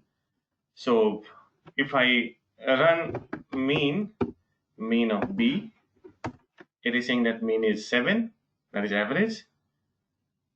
After that, if you want to run range, a range of B, It is saying that range give you minimum and maximum number. What is minimum, what is maximum? So it is saying that your range is 5 and 9. That is 5 is minimum and 9 is maximum. Got it? If you want, can we apply these functions to text also, characters? No, these are all mathematical. These are all mathematical functions. This can only be applied on numbers. Okay. For concatenation, just we are putting just comma between those two classes. Correct. Two objects. Two objects. Yes. Right. Okay. Now, then I'm saying variance. Yeah, tell me. Can you also do this number counts? How many numbers are there in the row or in the list? Everything will come. Okay. Everything will come. So those counts and all. So there are certain slides wherein those will come in a better context. We'll discuss. Then next is coming variance. In case you want to calculate variance of x, it is giving you the variance. Getting it? So these are certain functions which readily you can use to find certain informations. Now the function for that is count. If you want to know the count, function for that is length. Yeah, if you write this, it is giving you 5. There are 5 elements. Getting it? There are, I think these all functions will come going forward. So these are certain mathematical functions which are given here. If I go to your slide, let me see that what all can be explained here. Like max, min, sum, mean, range, variance. This correlation and all I will explain later, wherein I explained about the correlation. What is the meaning of correlation? It is too early for us to explain the correlation. Statistical part. Correct. These are the statistical methods. So we'll talk these all into the statistics part. There you will be getting the meaning as well. Median is think something? Median I think we have left. We can talk about median, but it's simple.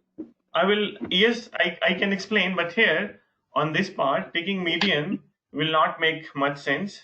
So if I say MEDIAN, median on B, 6. It is giving you 7. That's what in the center. So yes, you can run it. So these are certain functions. We understand some of the functions. Going forward. Chinmay, what is rank here? What is rank number 10? Rank is okay. Let's get to rank. No, if you say rank and you run B, you see what is happening. Okay, let me do here. You won't get the better meaning of rank. So let me write something. I'm saying K is equal to C and writing numbers like 7, 5, 9, 2. Okay, I've done like this, and then I'm writing rank. See what happened. It is saying that in your data, your last element is the smallest. That's why 1 is coming. Okay. So rank give you the importance that which one is the smallest number, which location smallest number is there, and at which location biggest number is there. Like if you see, so it's giving an order. It is saying that your first value is the third biggest number. Okay. Hello. Yeah, tell me. Hello, sir. Yeah. Tell me. Rank is basically used for order, right? It gives you the index. Rank is basically used for order. Yes, it gives the index of the order. Like it is saying that at your fourth index, you have the smallest value. That means the number which is at the fourth place, that is smallest.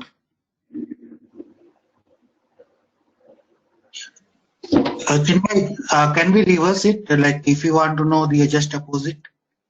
Why? For what reason? So there is nothing to reverse it. Rank only give you something which follow the mathematical sequence. Okay. One question. Like order of priority, right? These are order priority. Yes. One question. Yes. If you have repetitive numbers. That's again good question. So let's say that you have it will take an average. I have 2. So let's see.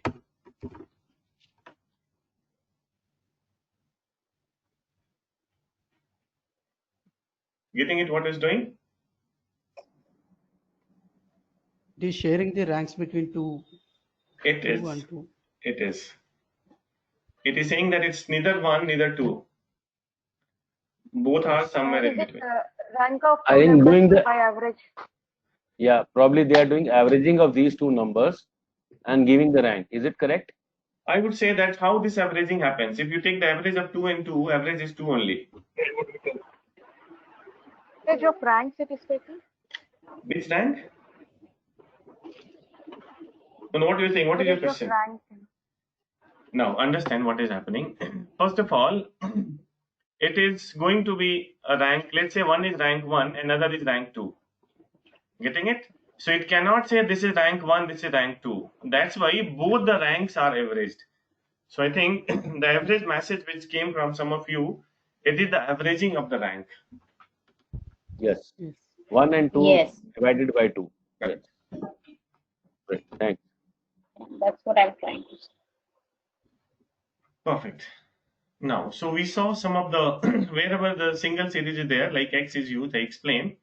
But correlation X and Y and the sorted version of X, that will explain later when we talk about the correlation factors.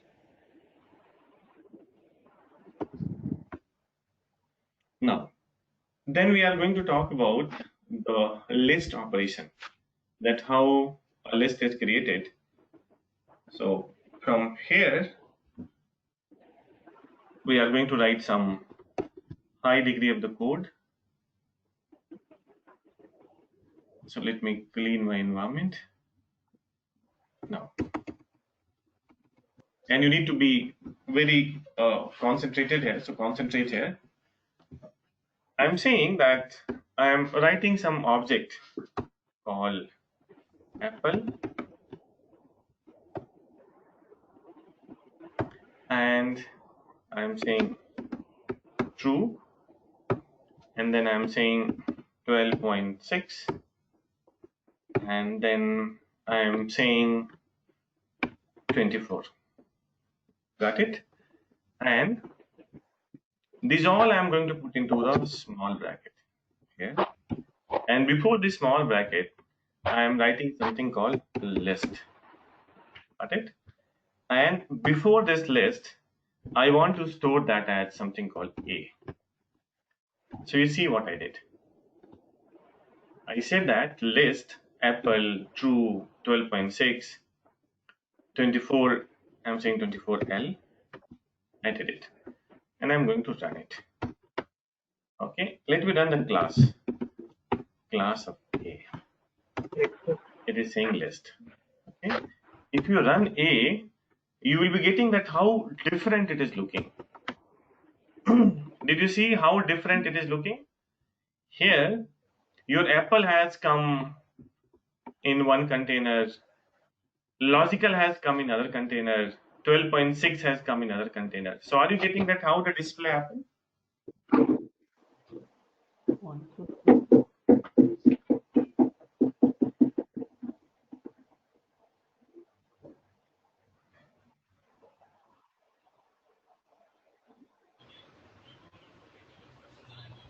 We can use list inside the combination.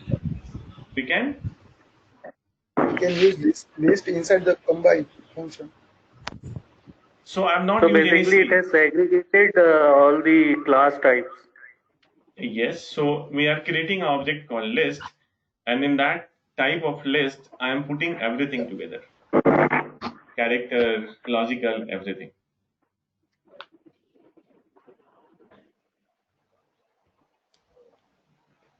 Is that clear? Is it showing in rank wise?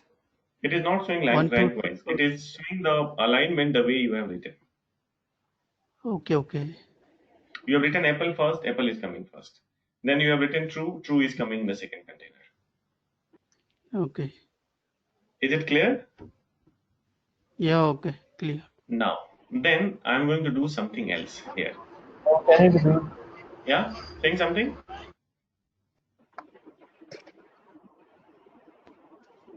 Okay, I'm going to do something here. So now I am saying C here, small bracket, and saying 12.6 comma 9.4 and closing the bracket. So be careful here. What I'm doing, that is, I'm doing something very tactful. So in list, I said apple, comma true, comma this one. And after that, I'm saying comma 24L. Got it?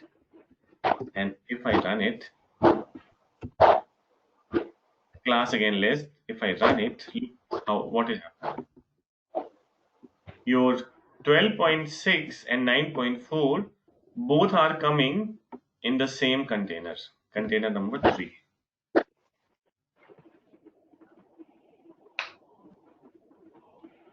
Getting it? That is the best part with the list. That's the best part with the list, wherein the first element is having one value, that is apple. Second is having one value called true. But third is having two values, 12.6 and 9.4. And again, last is having one. So you are getting that the length is not constant. If the inner array we can have inner list, we can have different type of data type. No? You can have 12.6, 9.4, 2 also can come, or something false or banana, something can come. Anything you can write. Okay. And what will be the output? It will convert it into a character. Yes, everything will be converted into character. So if I write here, let's say banana, and then run it. Same logic, right? Yes. Yeah. Look here. Now you see here, everything is coming in the balance quotation. Got it? So, while defining A is equal to list, that particular sentence, we wrote we kind of 12.6 and 9.4. We combined it under C, right? And banana also. Banana is also in the same family. Included now, banana. I'm just asking prior to that. I mean, if had we written just 12.6 and 9.4 without that bracket of C under C, so I mean, it would have given the same output in a C under. No. So in that case, no. In that case, 12.6 would be considered as a different container, and 9.4 in the different container. Okay, so we kind of indicated already that under C 12.6 and 9.4 are combined, right? Correct. So in output, 12.6 and 9. Correct. Okay, that's what we're saying. That's what I mentioned, that in list you can pass object of different length. Yeah, so we kind of pre-indicated it, right? The software didn't do it on own. I mean, 12.6 and 9. No, how can software do by its own? We have to write command, then only software will do accordingly. Yes, but the data types, I mean, 12.6 and 9.4 are of same kind, right? It could have. I mean, I'm just asking my intuition that. So what is your question? So what is your question? The question is, we already combined in the command that under C 12.6 and 9.4, we wrote it like that. That's why it is coming. That's why it is coming in this. Sorry? That's why it is coming in that way. Yes. Right? Yeah, so that's what I was asking. Had we not written the C under the, I mean, this under C, then would it have given the same 12.6, 9.4 under the same? No. No, right? Okay. Chinmay. So it would here, yeah, tell me. Someone else is saying some question. Prasad Chinmay. Yeah. So you here outputs are coming in. You are saying containers, right? Right. Different container. 1, 2, 3, 4, 5 containers. So it means columns. Can we call them as columns in Excel, like similar? So it so happened that in list there is no concept of column. So in list we call it array.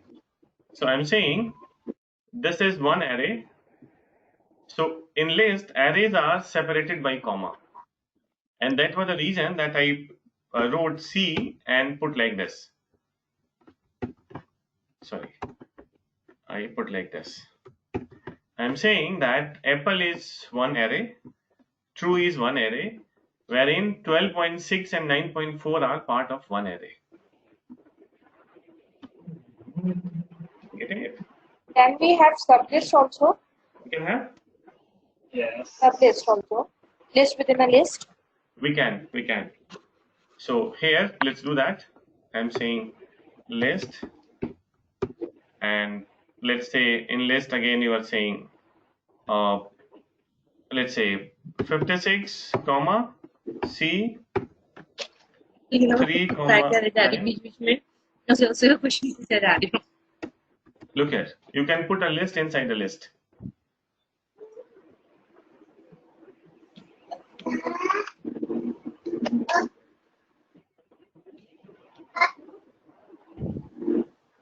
So list is very versatile, that's what I mentioned, and it is a superset.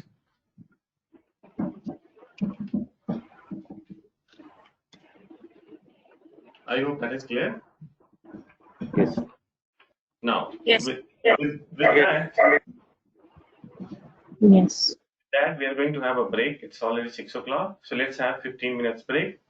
Try to come by 6:15. It's fine. Yeah.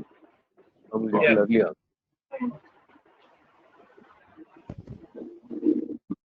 Yes. Thank you.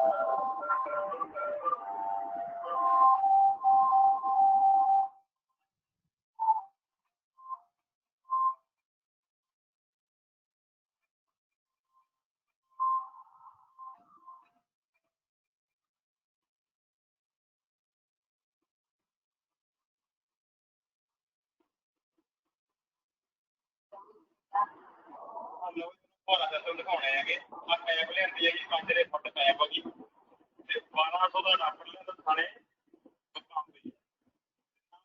ਨਾ ਭਾਰੇ ਜਿਹੜੇ ਆ ਫੁਹਾਰਾ ਹੈ ਫੁਹਾਰਾ ਹੈਗਾ ਫੁਹਾਰੇ ਦੇ ਨਜ਼ਾਰੇ ਦੇਖੋ ਕਦੋਂ ਵੀ ਆਰਾਮ ਨਾਲ ਖੜੇ ਆ ਲੱਗਿਆ ਫੂਲ ਕੋਲੇ ਟੋਟਲ ਖਰਚਾ ਆਪਣਾ ਆਇਆ ਵਾ ਜੀ ਆਪਣਾ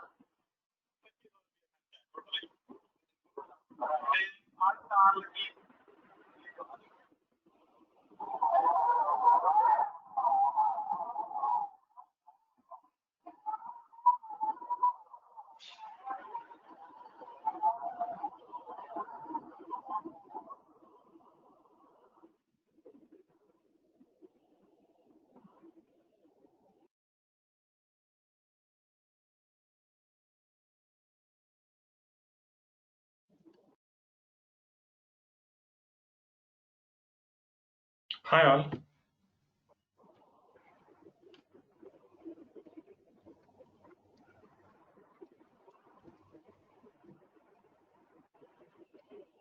you hear me audible? Can you hear me? Hello. Yeah. Yes. So just ping in the chat if you Yes, are back. So I just wanted to check how many people are back.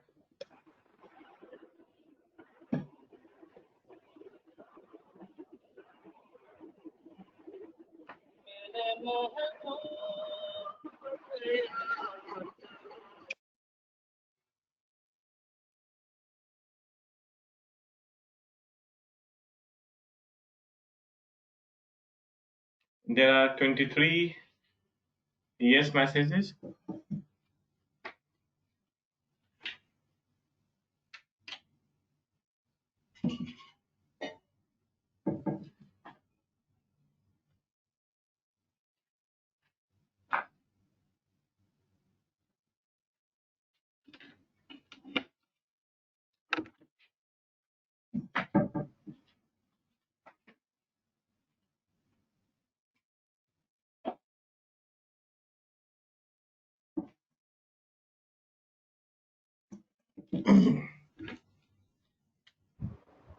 Now we are good to start.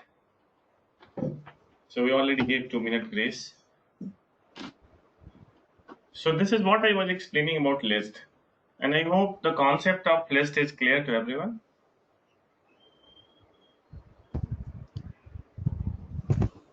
Yes. Perfect. Now, Chinmay, one small question. How can we call it a C of 12.6, 9.4? Is it array or any object, individual object like that? no, it is. First of all, your object is A. That's what we are creating list. Okay. These are all elements. That's what I'm saying, that this is going to be in your entire object A. This is going to be the first element is apple. Second element is true. Okay. Third element is this one, which consists of two sub-elements, 12.6 and 9.4. Okay. Got it? That means in list we can create a number of sub-elements like that. Yes, you can. That was the reason that when I was explaining about list, I mentioned that list is kind of superset and it's a savior. You can create whatever you want to create. So that flexibility is only there in list, not in data frame, not in matrix. Yes. Got it? Yes. Now, then what are we going to do? If I run this, you are getting that it is saying your element 1, element 2, element 3. That's how it is coming. I want to give certain name to this. I do not want to showcase 1, 2, 3, 4. Maybe for apple, I'm saying it's a fruit. So at the place of 1, I wanted to write fruit. At the place of 1, I wanted to write fruit. I'm saying this is a fruit element. Are you getting what I'm saying? Fruit elements. Okay. Yeah. So at the place of 1, I'm talking about this one, which is coming in the double bracket. So at the place of 1, 2, 3, which is coming in double bracket, I want to give some name. So now for that provision I'm going to make. Okay. So now what I'm doing here, before I land to that, there is a function called sequence.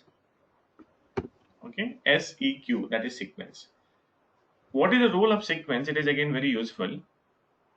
You want to, let's say, generate number from 1 to 10. So if you say sequence 1, 10 and you hit it, it is going to generate number from 1 to 10. Understood it? Now, Yes. at the same time, you do not want number like this. You want number like 1, 1.5, 2, 2.5. So you can pass the interval as well. So you are saying the third element is 0.5. That means you want to make an interval of 0.5. So look here, what is happening. It is creating 1, 1.5, 2, 2.5. That is clear?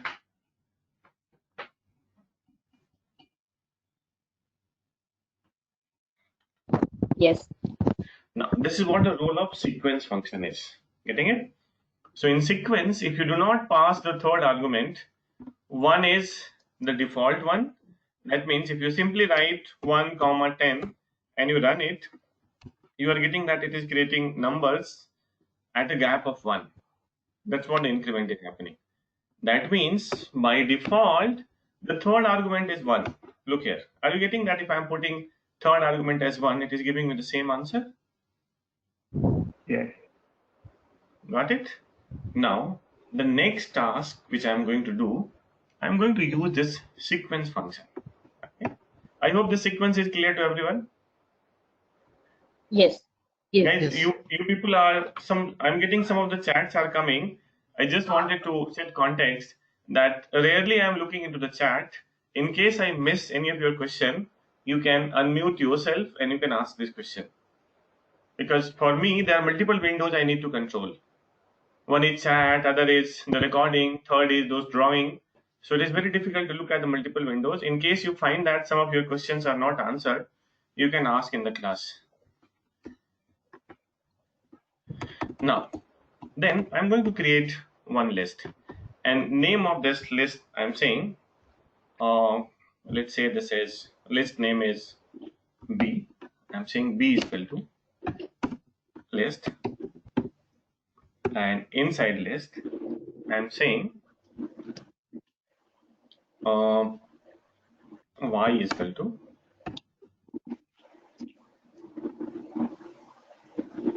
let me see, even is equal to SEQ sequence from 2 to 10, 2 to 10 with 2.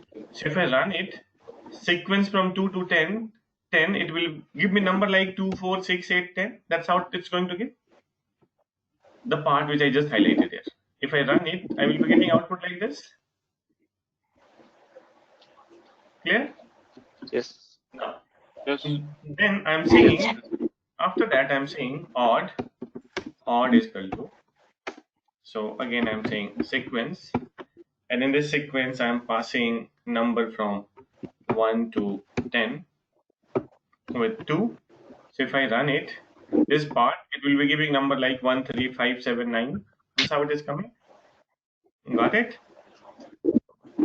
This is one thing I did. Then I'm saying the third is, I'm saying language, LANGUAGE, language is equal to, and I'm writing that in the next line because it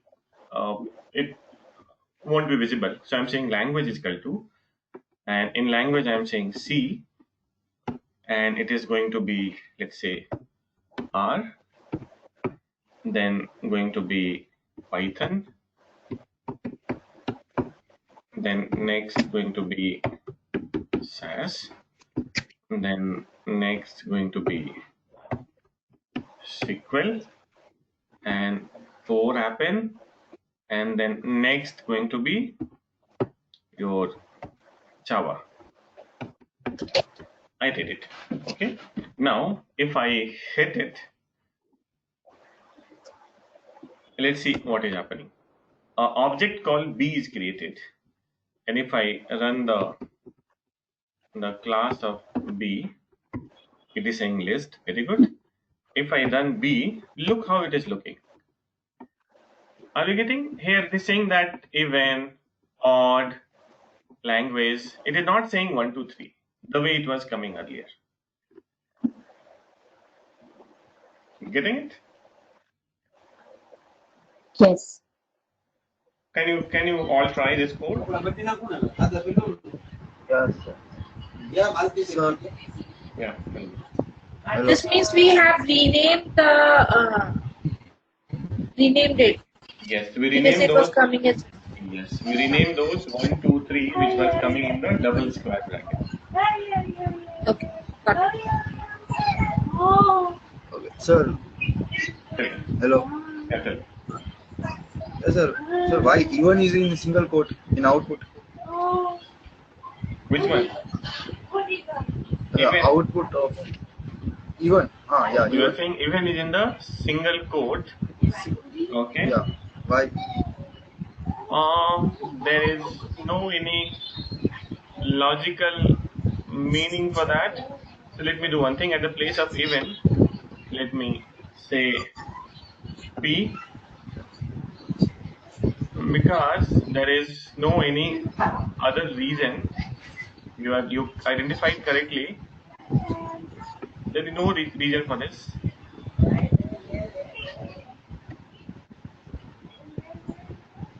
Yeah. So, Sir, see the first element. yeah, tell me.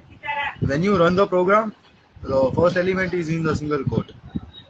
And that's what it's coming here. I think without there is no any logical reason for that. That does not mean that's a character. Okay, sir. Not an Okay. issue.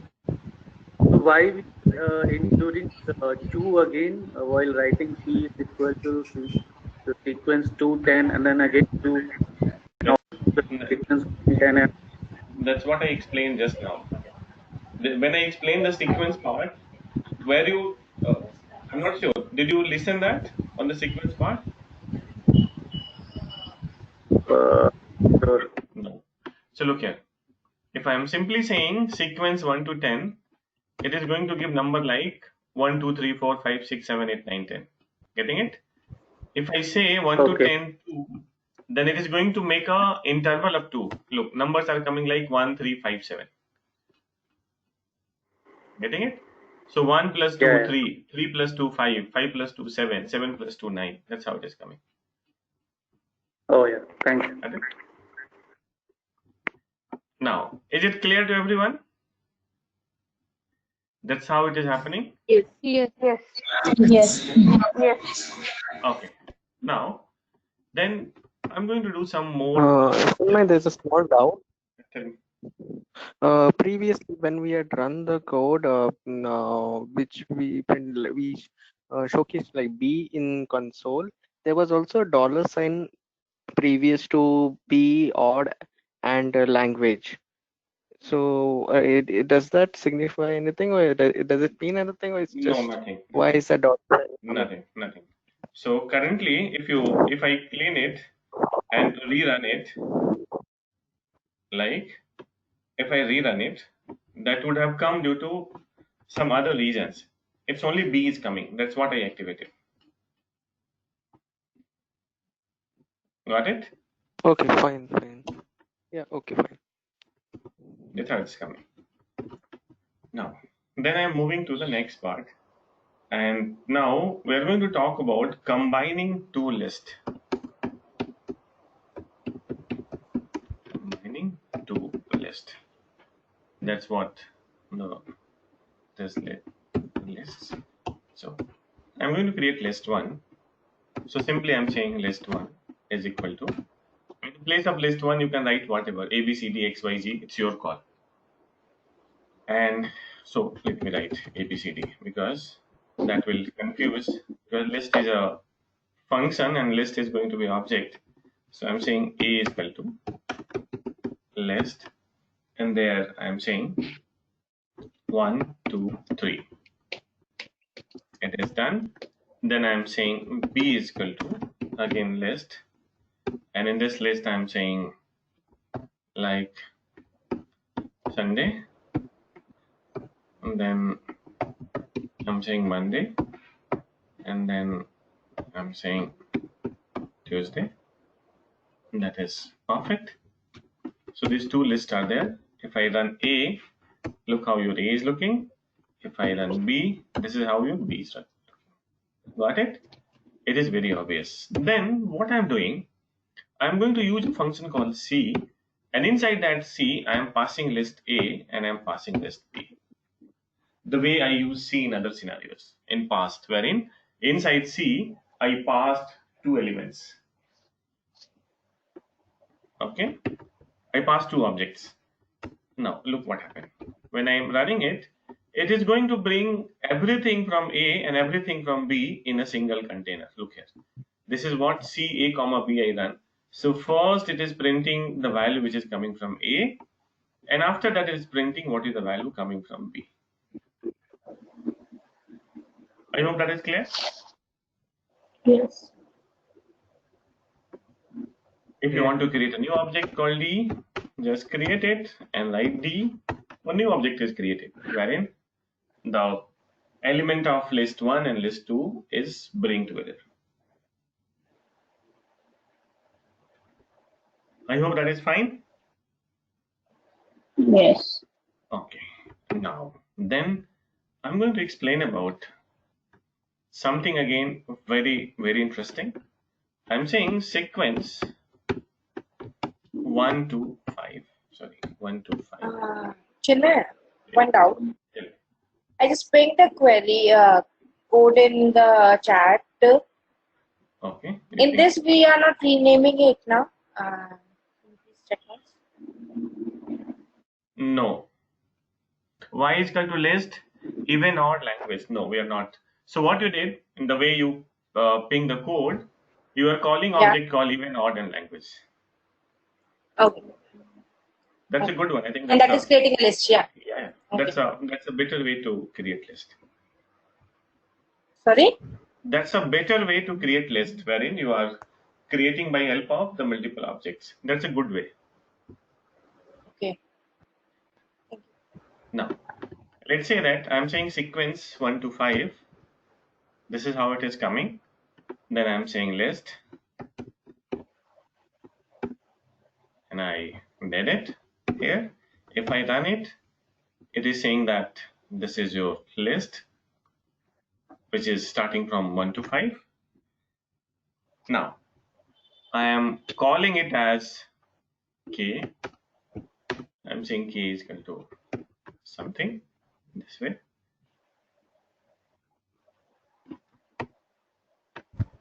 This is how your K is looking like. It is saying that you have one list, and inside list, you have one element, and those elements have 5 sub-elements. Now, there is a function called unlist. If I say unlist and pass here K, see what is happening. It is unlisting. It is converting your list into very fundamental unit of array. In this case, you can call it vectors. So see the output, how output is coming here and how output is coming there. Or let me do one thing. By this one, I'm calling it L and I run it. If I run the class of L, see what is coming. Are you getting it is creating integer?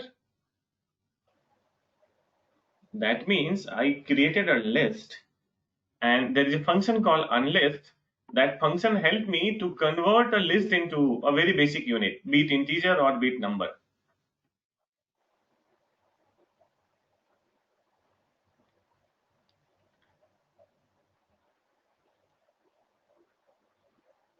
Are you getting what happened here? So why convert to integer? Because this numbers are, let me do one thing here. If I say 0.5, okay, third element, this is how your list is going to look like. Then do the unlist. Now it is numeric. Because your numbers are, earlier your numbers were 1, 2, 3, 4, 5. So that way, R is considering that as an integer. But if your numbers are like 1, 1.5, 2, 2.5, then it's considering that as a number and converting that as a number. If the list is having more than one element, then? If the list is having, that's a, again, good question. So let's say that you are having another sequence, or let's say you are simply having number like 3, 8, 9. Got it? This is how your list look like. You are doing unlist and look L. Everything in one line. irrespective you have multiple elements or you have one element with sub element, it is going to put everything in one array. Okay. Okay.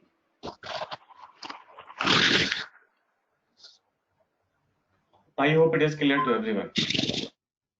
Yes. Any questions so Yes, far? clear. Because what I feel that I explained something which is slightly complicated. I'm not sure about others. No, it's Chinmay, fine. one small question. Yeah. That Apple, through that example, you told us how to rename this container, how to assign names to that container, fruit like that. Right. Can you explain with that that example, previous example?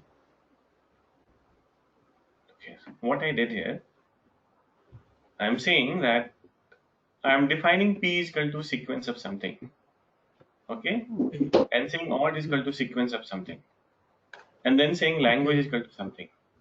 So when you write in this way, that means for your first list, you are assigning one name. So P is going to be name of your first list.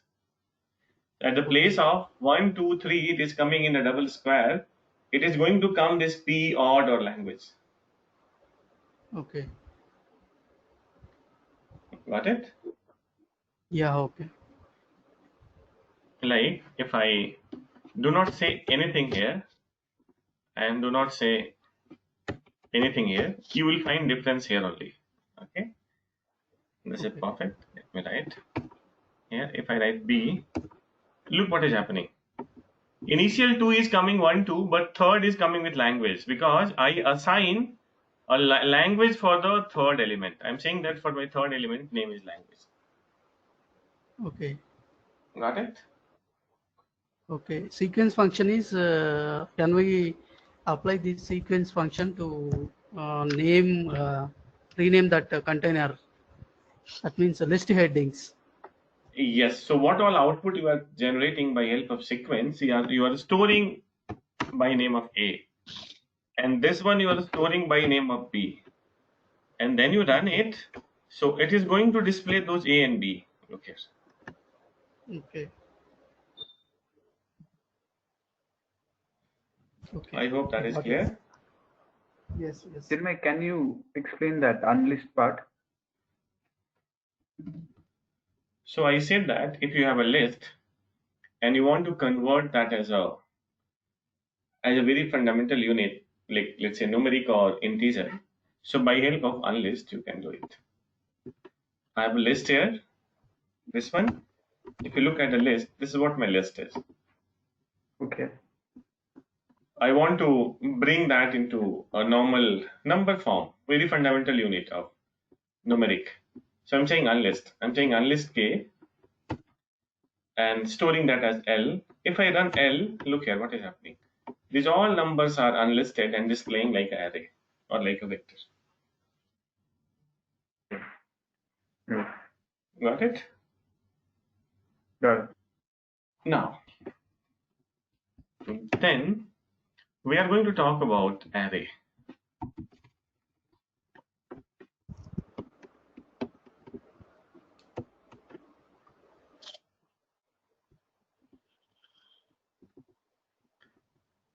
And this is at a very superficial level because array is not a very strong property of R. We have matrix or data frame or list, but there's something that we can do on array. So I'm saying that V1 is equal to, let's say C 2, 3, 5, and V2 is equal to, I'm saying C, and it's going to be 10, 11, 12, 13, 14, 15. Perfect. So my V1 is there, V2 is there. Okay. Then I am saying array, and in this array I am using C and saying V1 and V2. So first of all, when I say C V1 V2, what will happen? Both will come together. Oh, this V1 V2 is this is bigger V, upper V. So if I say C V1 V2, what will happen? Both will come together. Got it? Yes. Right. Okay. Now, when I say array V1 V2, look what is happening. You are creating an object, and this object type is, let's say I am storing that as Y and saying Y something. And if I want to know the class of Y, it is saying it's an array. Getting it? Now, array has very differential behavior. Here, what you did, you are displaying all numbers from 2 to 15 in this way. But if you want to display in the terms of rows and column, that you can do.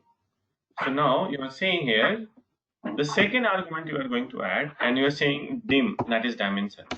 Our dimension is going to be, you are saying dimension is 3 by 3. And when you run it, see what is happening. Are you getting that you got something which is 3 by 3?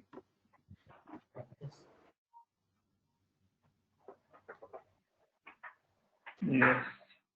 And again, if you run the class, it is saying, oh, wait. Hello. Yeah, tell me. So the output is look like different than others. No, this is the same output. Just a moment. I'm saying V1, V2. Y is going The to format be. of format of output is not a good. Like yeah. So there is a gap between one. What is dim here? Dimension. So I'm saying 3 by 3. Okay. Now, this is how we create here by help of array. You can create two-dimensional array object. Now, it is not very good looking output. So we'll see that how can we make it good looking. Fine. Now look here what is happening. On the column, if you see, it is saying comma 1, then saying comma 2, then comma 3. So that means it is the first column, comma 1 is first column, comma 2 is second column, and comma 3 the third column. When here in the row it is saying 1 comma. That means this is first row, then 2 comma, second row, and 3 comma, that is third row. So be careful, in R, before comma we specify row, and after comma we specify column. And that is in any of the language. So if you are specifying the dimension of something which is having row and column, so first we write dimension of row, and then we write the dimension of column.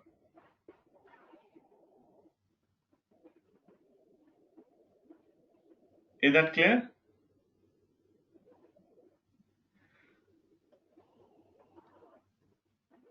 Yes.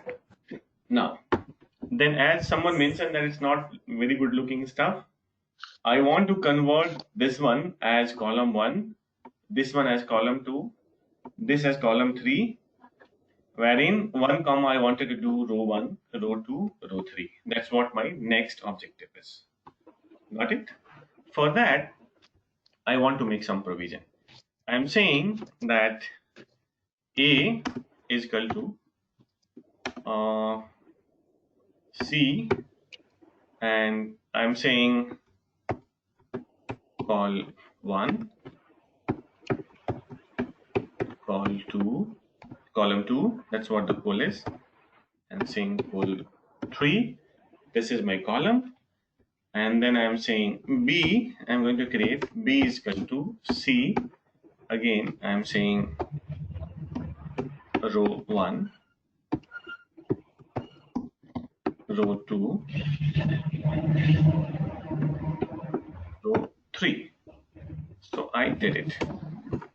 I created 2 objects. Now, the way I wrote array on the top, I'm going to copy this only here. I'm saying that array C B1 B2 perfect, that is coming, and after this 3 by 3 I am writing something called dim name, DIMNA, dim names. And how this dim names is going to be, the dim name is a function. I am saying list, and in that list I am passing your row, that is B, and then passing column, that is A. I hope that is fine. Done. Let me run it. Perfect. If I run Y, now look how it is looking. It is now coming as column 1, column 2, column 3. Yes. What if we write list A, comma B? So first of all, understand, if you are saying list A, comma B, so in the notation, we need to first pass the row information, then I need to pass the column information. So what we'll do in that case, it will write column 1, column 2, column 3 at the place of row 1, row 2, row 3. Okay. Getting it? Because Chinmay, I have one question.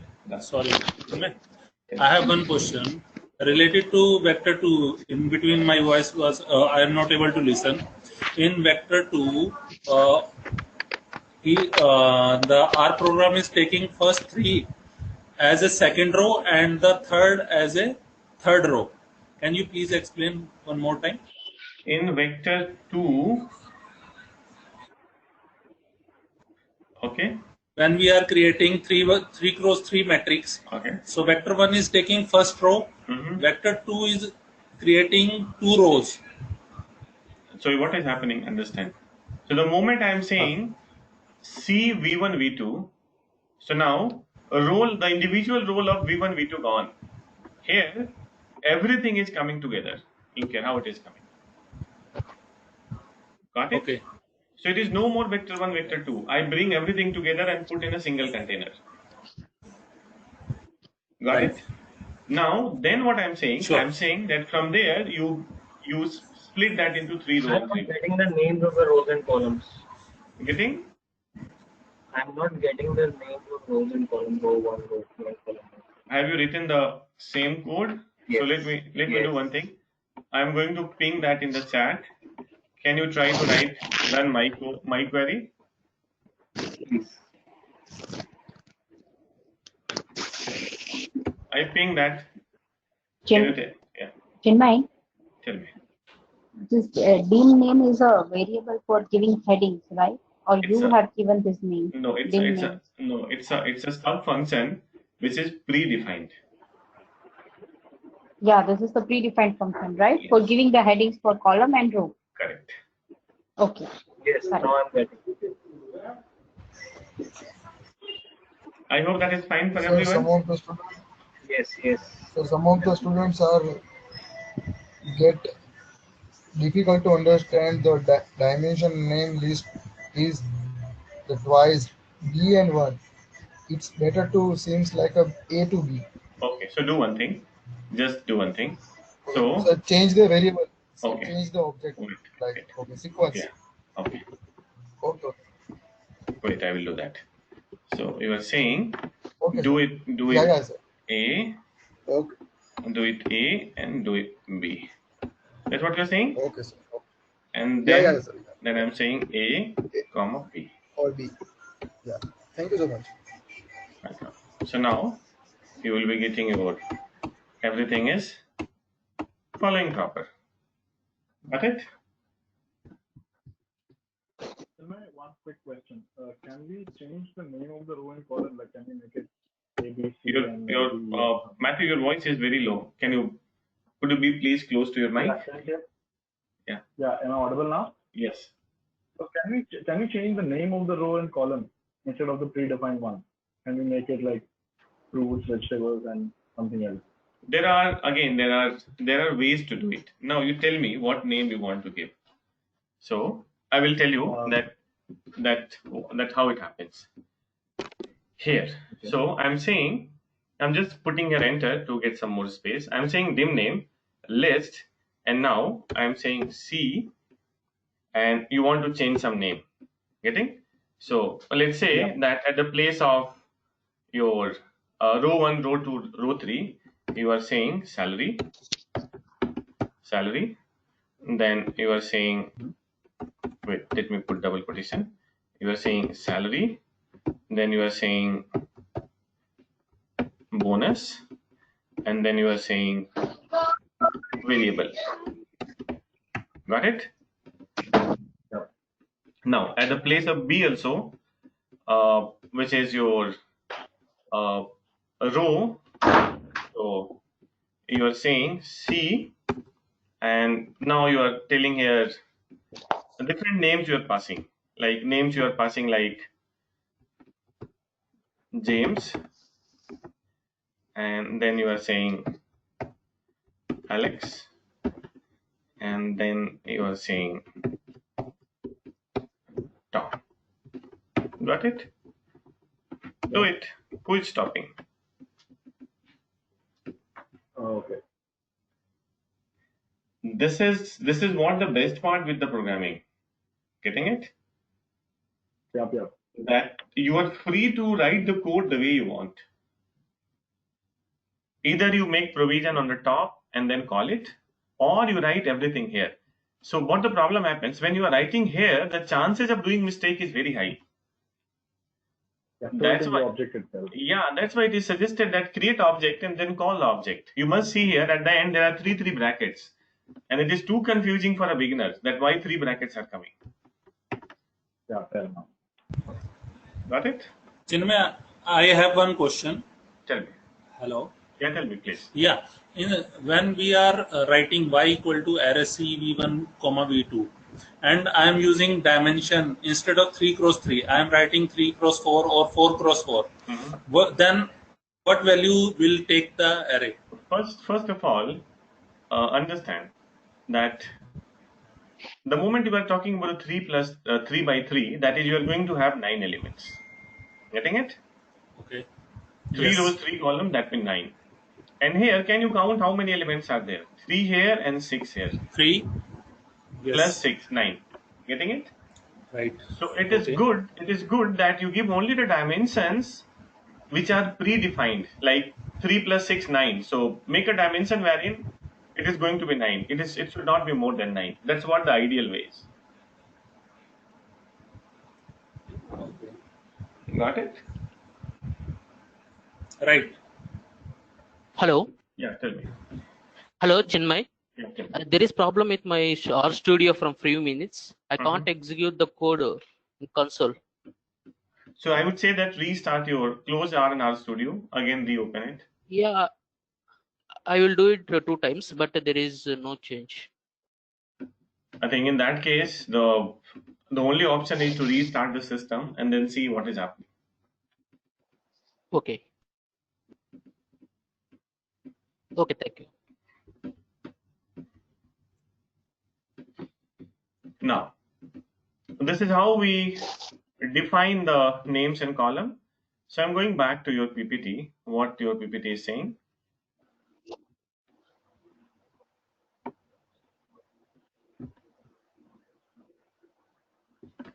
It is saying that we create some orange, true, something, and that's the very beginning.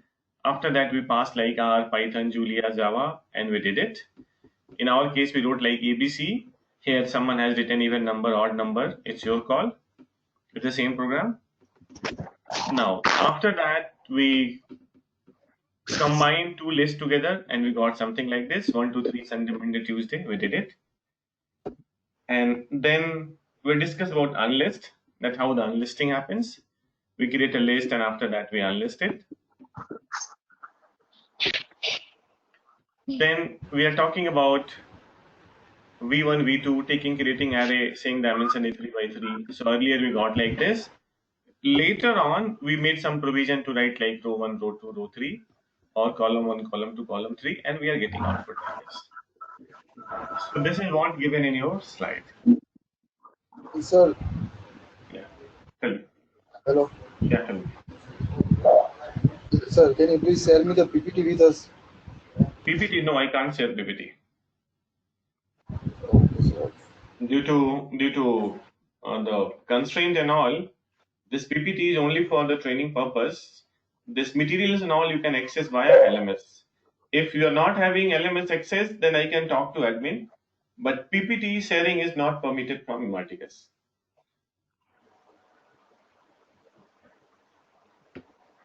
But this entire content is there on your LMS. So if you log into your LMS, you will be getting it.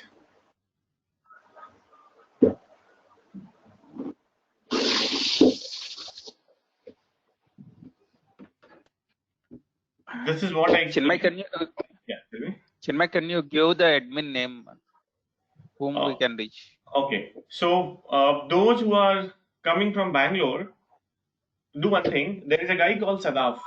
Do you know Sadaf?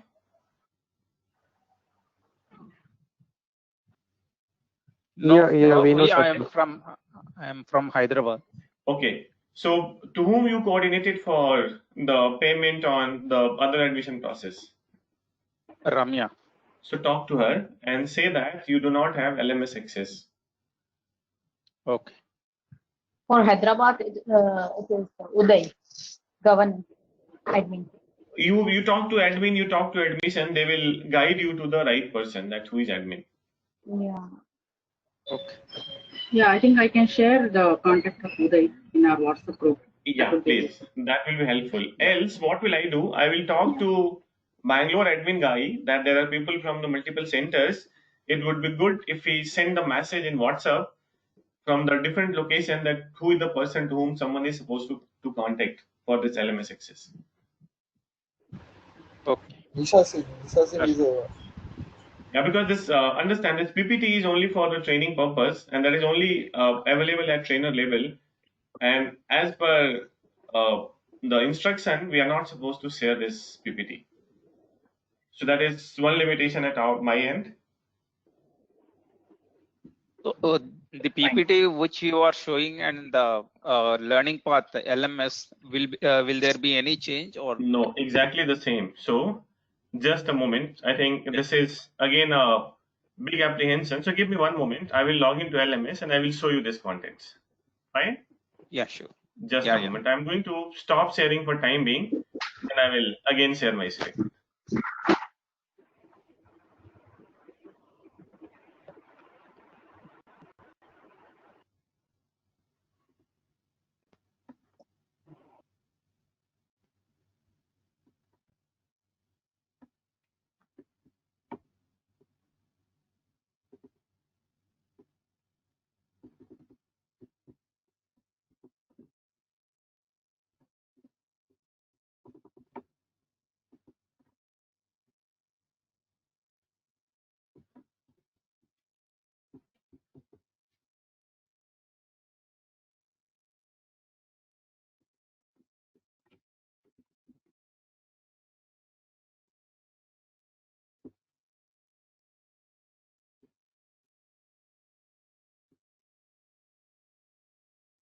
I hope my screen is visible now.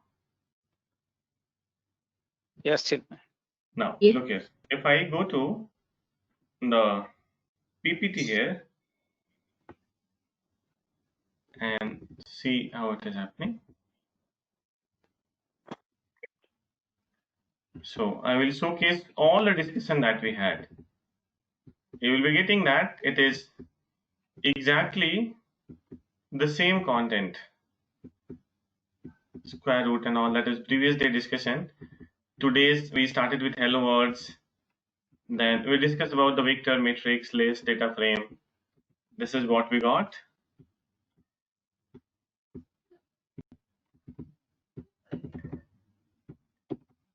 Are you getting it? This is exactly the same. There is no any difference. These are the functions which we saw.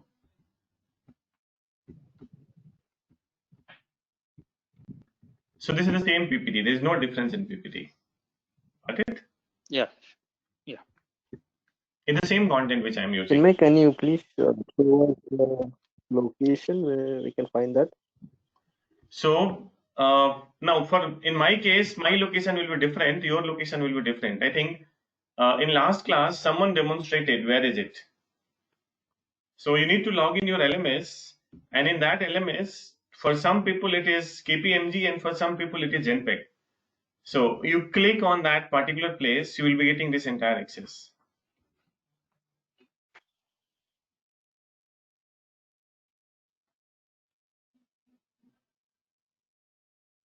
Do you want to share your screen? Do you have LMS access? Right now I do not have, but can you do you have Sadaf's number? Like I can get in We touch also with don't him. have LMS access. I will So do we one don't have thing. any elements access. I will do one thing. Post this class, I will convey this message to Sadaf, and Sadaf will help you all to get it done through your respective admin people. Okay. Okay. There's a small doubt. Like, what does LMS stand for? This is your learning management system. Okay. Thank you. So you can say all Like 2 days back, we were given some ID and password. login password Yes. credentials. So I think those were the access for the LMS. Correct. But again, those were regarding some Google spreadsheet. I am not sure. No, if you are given the, can you using that ID and password, can you log in and share your screen? Yeah, I logged in, but there was nothing inside it. I think there was some spreadsheet kind of thing wherein the schedules were mentioned, like which date, what's going to happen. No, that is a Google just group. It's a Google. You Yes, can Prior access to that, LMS God, by So that's creating only the Google group. Do you want me to share the screen so that I can show There's you an app. Yes. Articus app. Okay. So may I know your name? My name is Matthew. Matthew. Okay. Matthew, I'm making a presenter. Just a moment.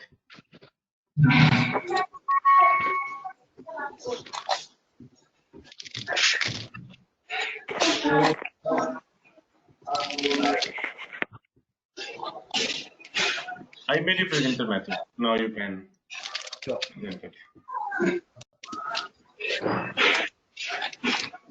Yes. Look at this is how your LMS look like. Getting? And this LMS, if you click on this KPMG, it will land you to right here. Now the first is ask for data science. Click here. Yes. Now come to PPT. Yes, this is class presentation for data science. Click there. Yes. Now come down. Yeah.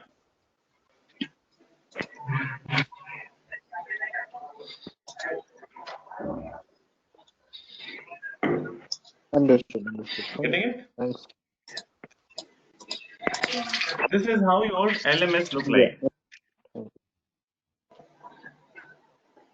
So it's inside R4 it's inside the KPMG. Right. So maybe for some people it is KPMG, for others it may be this Genpact. So accordingly, So the content are same, right? Initially at this stage it seems content are same. I also need to clarify, but I hope your initial contents are the same. Okay, because I have the LMS for Genpact one. So initial contents are the same. Yeah, in even Genpack it's showing the same. Right. So the recorded be available here in this particular LMS? No. What will happen? We have a Google group, okay, and in that Google group, I will share this recorded session, okay, and you will have access of those recorded items. So who's gonna give us the access to Google? Groups, right? I will, the moment I upload that on the shared drive, I will give you access. Okay, fine. Thank you. Getting it? So I will mail you wherein the link. The moment you click on that link, it will land you to shared drive, and from there you can access it. So why Python is not in the list, like enroll 8 module is right down. It will come. I think for Python it is too early for us. So once you finish R, then probably Python will come. Okay, sir. Okay. Is there any other question related to LMS? Can't we download through LMS like PPTs? No. Because the way you are given, this is, though it's PPT, but that is not in the PPT form. You cannot download those ones. There are certain places wherein download option is given, like for exercise, data sets and all. So those you can download, but not the PPT. Like here in the screen, Matthew, can you come down? I wanted to, can you come down? Yeah. Like, wait. Yeah. Click on linear regression. This linear regression. Look here. It is saying that, can you see project 1? Yeah, project 1. Yeah, this one. Yes. Click on that.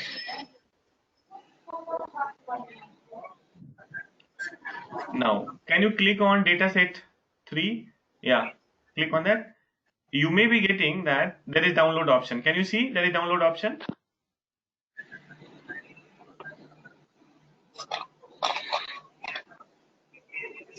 Yes. Yes, so there are certain exercise which you can download, but you cannot download the course content. No, it is not. Rashmi, that nothing is downloadable. You can download the case studies, but not the content.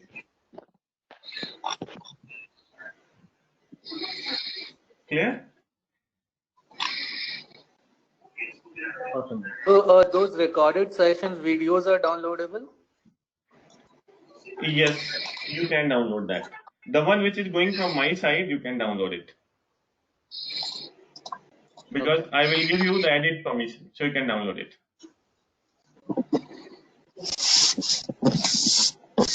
Happy? You may take control now. Saying something? You can take control now. Okay, perfect. Now, I am going to share my screen because there are certain questions related to LMS. I thought to answer those all questions. I hope there is no further question. No, it's fine. Okay. Now, then I am moving to the next part. Okay. One more thing I wanted to explain, that we have, I think, I completely destabilize. Wait.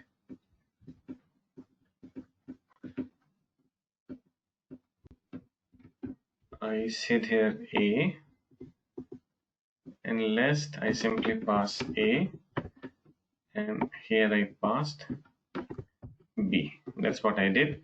So I wanted to go to the previous scenario for easy navigation. Oh, I think something happened. Oh, one bracket is not closed. Yeah. Now look how it is looking. It is saying that it is row 1, row 2, row 3, column 1, column 2, column 3. Now, then we are going to talk about subsetting. What if you want to subset? So, for subsetting, let's say that you are interested for the first row and first column. So you tell me that in the first row and first column, what will be the value?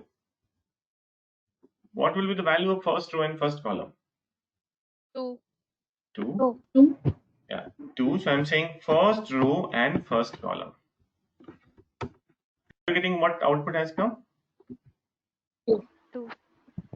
Now, similarly, if I say first row and third column, what will be the value? 13. 13. So we're getting that how this subsetting is happening. Now, if I say that I want only first row, Only first row means what? First row and all columns. What that mean is, I'm saying that I want only first row. That means I want these three values. 2 to 3. 2, 10, 13. So 2, 10, 13, all three coming. Got it? Yes. If I'm saying I want only first column, what do you mean by first column? First column and all row. That is 2, 3, 5. That's what I'm looking. So look here, it is coming 2, 3, 5.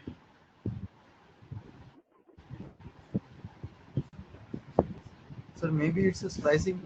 It is slicing, correct. This is how we do the slicing and dicing on top of the n-dimensional array.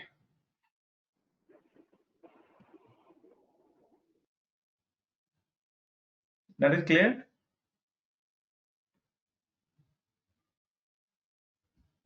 Yes. Now, then what I'm going to do, this is one thing wherein we talk about slicing and dicing. Now, then comes, what if I want first and third row?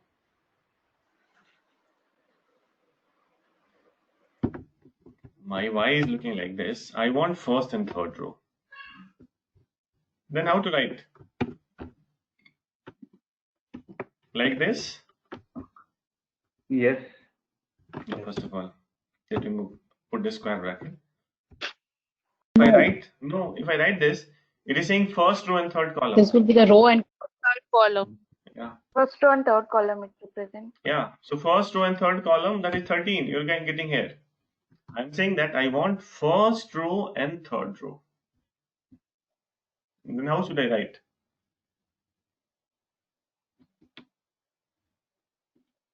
It should be 1 comma skip and again 3. 1 3 comma comma skip. skip. Yeah. It should be 1 comma 3 comma.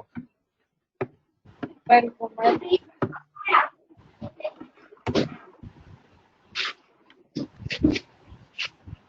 Got it? Yeah, got it. Chinmay, why we are saying comma after bracket? See, because before this comma it is row, and after this comma is column. Okay? But which is already enclosed in the this thing bracket, no? The 3 is enclosed. No, this is saying that first and third. So from row I'm making index of first and third. So this complete information before comma is row information. Right. Okay. Got it? It is when we are confusing, putting Chinmay. and when we are putting comma it's after it, what changes it is making? Which comma? See, we have written the code like bracket start y bracket started C bracket starts again, then y 1 oblique 1 comma 3 bracket close, and then there is a comma after this bracket. Right. You're talking about this bracket. Why we are writing? Yeah, this comma. Okay. Now, first Chinmay, of all, can you please put one after this comma, like last comma? One or wait. First, understand there are many questions. Many people have many questions. Yeah. I will explain one by one. First, understand. Right. Saying 1 square bracket, and saying 1 comma 3. What will happen? yeah. This will be the row and column. So it is saying First the first row. row and third column. And third column. Correct? My question is, I want first row and third row. Oh, you need complete first row and complete third row. Yes. So I'm saying in that context, I'm saying y square bracket, and then I'm saying c small bracket, and saying 1 comma 3, which is first row and third row, and then I'm putting comma. So I'm saying this part is that I'm looking for all the your columns, but this is I'm specifying which row I want. For row. Yes. Let's say That I want to know, like, if you put 1 after comma, so what will happen? Okay. Yes, if you One or put two, 1 after comma, so what will it do? It will consider column 1 and row 1 and row 3. See what happens. Okay, so 2, 3, 5 you will get only. If you are only getting 2 and 5, because 2 Okay, is okay, coming. understood. Yeah, Got it? yeah, yeah. Okay. Now I hope there is no more further question. Can we pass here like 3 also, like 2 also, like in the C, like after the C, can we put 1, 2, 3? Yeah, you can. But my question is, if you want to write 1, 2, 3, look here, what your output is coming. This is your output. If you do not write anything, simply say this. This will again give you the same output. See? Yeah, yeah, exactly. Yeah, okay, okay, understood. Yeah, So why to make that complication? yeah. We In can this way, select the particular column as well, right? If Pardon? you want only column 2 and 3, You can do we don't want whatever. the column. You can do everything whatever you like. okay. So if you need a multiple columns or multiple rows, then we have to go for the another option. Otherwise, if we need only one row or one column, then we can do in this way also. Like, Right. Now, see the other one. Wherein, in the other one, another story.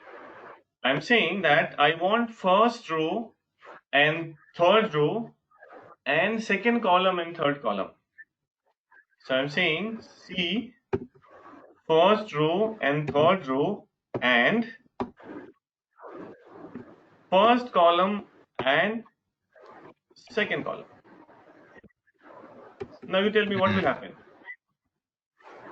first row, third row, first and okay. So 2, 3, 5, and 13, 14, 15. 2, 10, 5, 12. 2, 10, 5, 12. Correct. That will 2, what 5, 10. Yes. First. Okay. Got it? Yeah.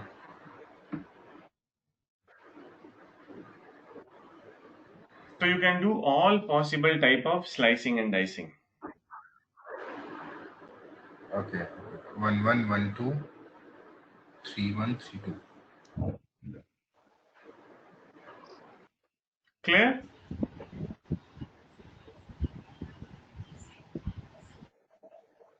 Yes. Now, I am moving to the next task.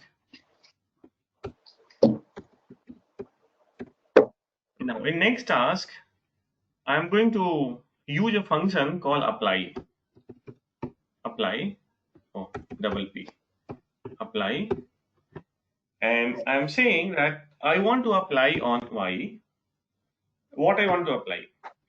I'm saying that column wise, I want to do sum. So let me run it. Wow. So look what happened. First of all, can you add column wise what the value is going to be? 2 plus 3, 5, and 5 plus 5, 10. If you do the column sum, what is the sum of the first column? 10? Yeah. That's what I got here. Can you sum up the second column? Is 33? Yes, sir. 3. So that's what we're It's doing. gonna be I'm saying apply. Where I want to apply? I want to apply on Y.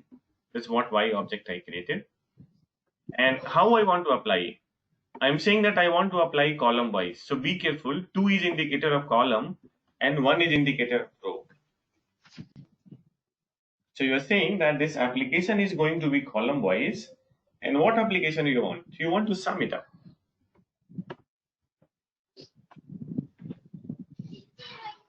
Got it?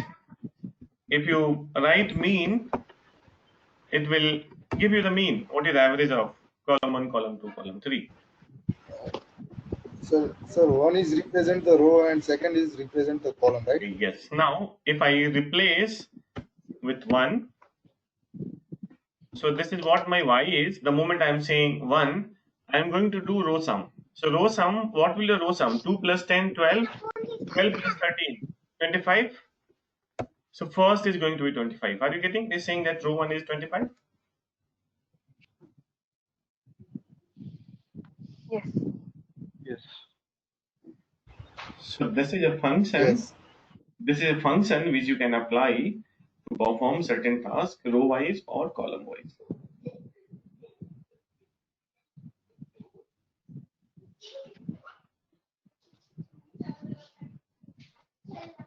Is that clear? Yes. Perfect. Now I'm going back to PPT. In PPT also the same is done. We're saying apply. We pass, in my case that was y. Here it is saying some new array, the object which was created, C2 and saying sum. So we are getting the sums here. Chinmay, there was some network connectivity for me, issue with the network. Could you please repeat the slicing and dicing? Just a small example, please.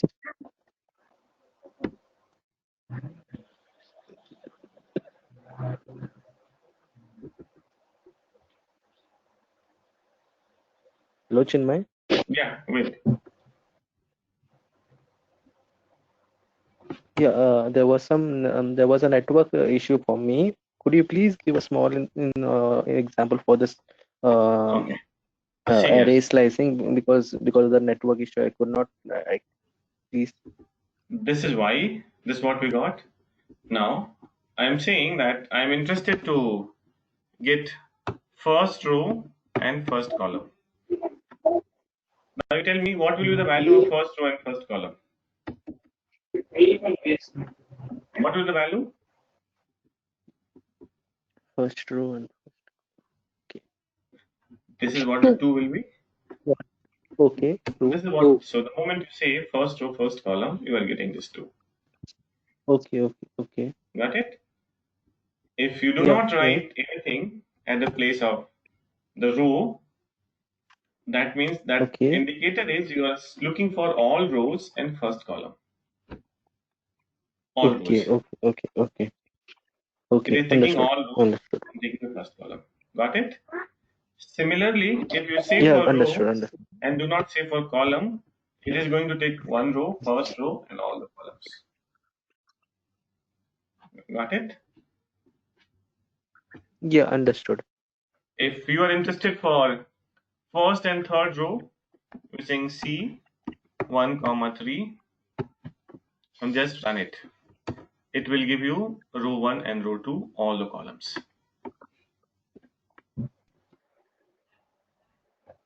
Getting it? Okay. That's what I explained. That's Yeah, how the understood. slicing. Now, then I explained about this function called apply. So in apply, we are saying that we are going to use object y, and I want to do something row wise. So this one is indicator of row, and I want to do sum. So I wanted to do row sum. So if you look here, y, row sum, if you do 2 plus 10, 12 plus 13, 25. That's what 25 is coming here. Okay. If you do it 2 Yes, here, if you do it here 2, this will be your column sum. Column. Yeah, understood. That's what I explained. Understood. Fine. Now, Thank you, Chinmay. Thank you. So now after that, I am moving to something called subsetting vector in R. So I will explain that how vector subsetting happens.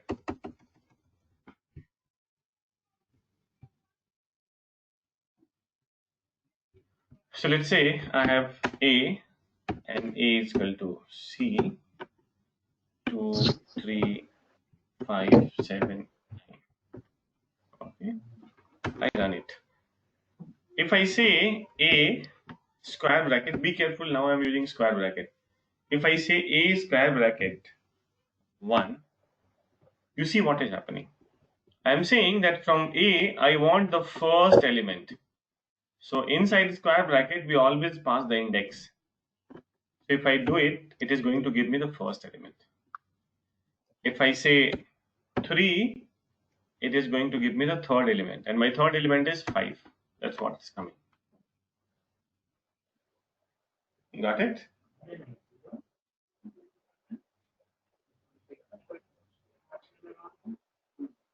I hope it is clear to everyone. Yes. Now, if I want first, third, and fifth, so I need to write first, comma, third, comma, fifth. If I run it, then, oh wait, this bracket is not closed. If I run it, it is giving me first, third, and fifth element. Is that clear? Yes, yes. Now, the question comes that what if I do not want first element?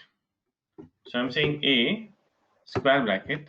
If I do not want first element, that means I am looking for second, third, fourth, and fifth element. That's what I'm looking for. Writing this one is very, very lengthy. So what I'm doing in that case, I'm saying A square bracket and saying -1. -1 means except first element. Look what happened. Are you getting both are giving the same output?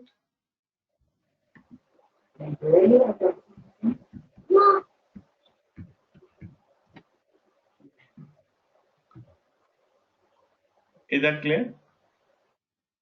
So -1 indicates to eliminate the first correct element, correct? Correct. Now, at the same time, I do not want first and second.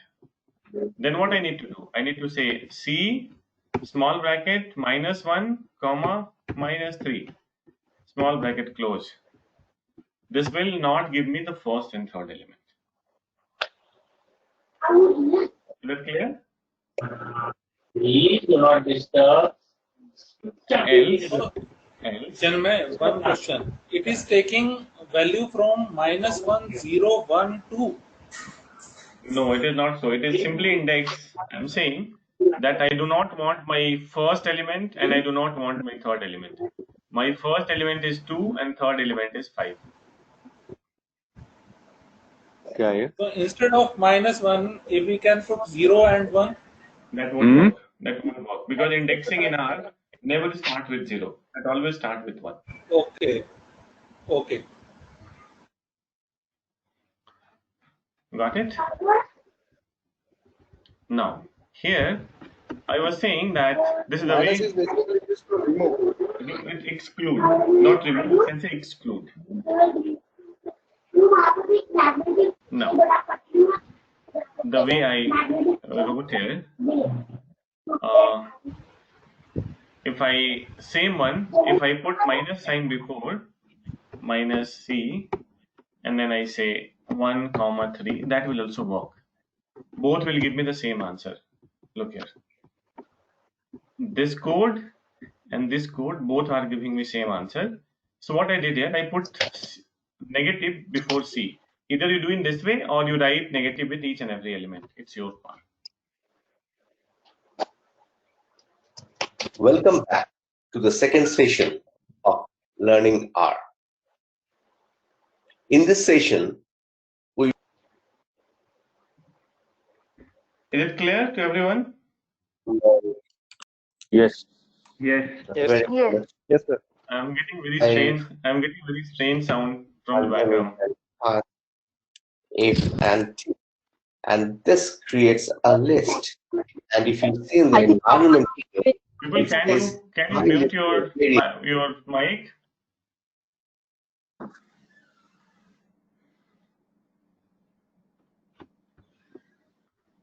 Now, I hope this is clear what I explained. That both are same. Now, till here, everything is very, very obvious. And the way I mentioned that when you run it, you are going to get some output. You can store this output as well.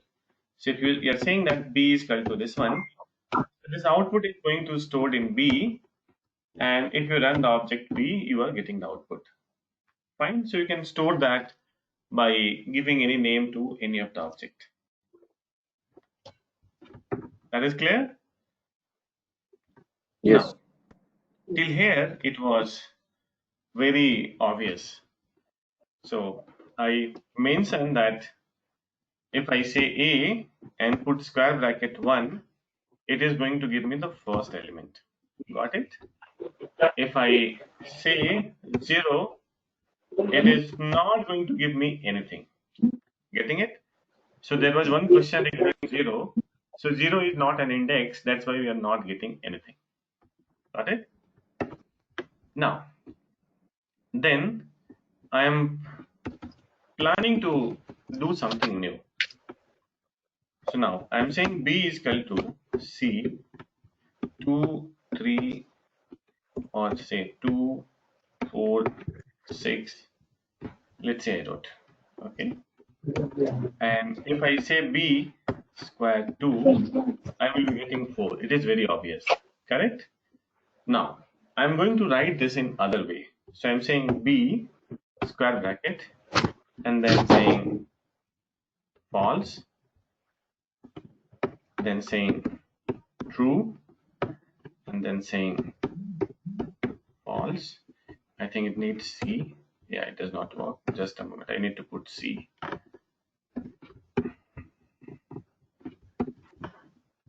Then see what is happening here. This is also giving us 4, wherein if I run B2, that is also giving me 4. That means line number 185 and line number 186, both are giving me same output. Is that clear? Yes.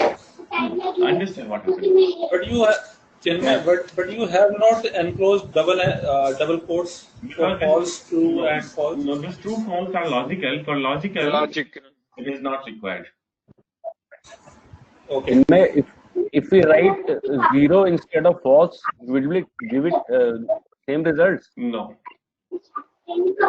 Because it is stating it as a boolean or what? No. Number. Here, They are checking it as a number. As a boolean.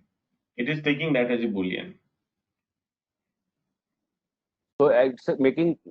We can use F and T in place of false, true. Yes, you can use F or T. No. You can use F and T, that will work. But I would suggest to write false and true. Okay. Now there was some other question. So for here you need to write false and true. Do not write 0 and 1. Okay. Got No, it? why it came 4 answer? I didn't understand this part. Yeah, that's what I'm about to explain. So I'm saying that the moment I'm writing it, for the first element I'm saying false. That means I do not want output of the first element. And what is my first element? 2.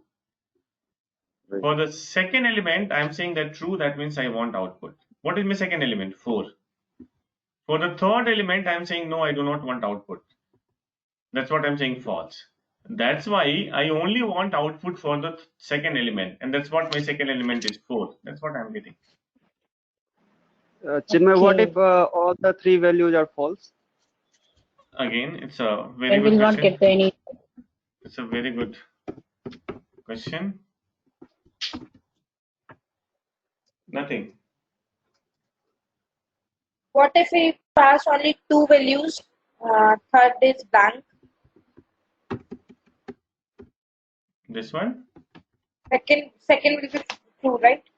Second will be true. False, true. We're saying false, true. Yeah.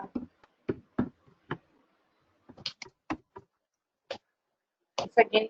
And if comma at the last, after true, we can put. Why do you want to do that experiment? Actually, there are 3 elements in the. Right. So either you make the provision, you do not do the half provision. You are getting this error. Get it? Okay.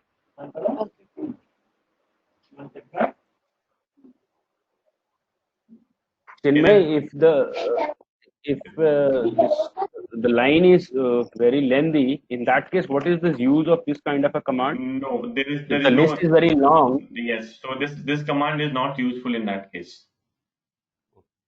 Getting it? Right. It won't be useful. That's a very valid assessment. Got it? Now, but as what all discussion we are doing, understand? in your initial some classes, your 70-80% things are, we are talking from the interview perspective, not for the real life requirements. Getting it? When you go to the interview, पहले में people नहीं ask है, some question. मंगवाया था, नहीं भेजा उसने. Now, so what I wanted to say that some of the discussion that we are doing here, those are required from the interview perspective. People try to understand your logic, that are you logically sound or you're not logically sound. Got it? Okay. Now, then if there was question, if you say B square bracket and do not say anything, it is going to print everything. It is as good as simply saying B and calling it. So B with square bracket without saying anything is as good as B without square bracket. Got it? Wherein if you say B square bracket 0, it is not giving you anything. Got it? Now I'm going back to, guys, you can, I'm again suggesting to mute yourself in case we are not asking question. I'm getting a lot of background noise.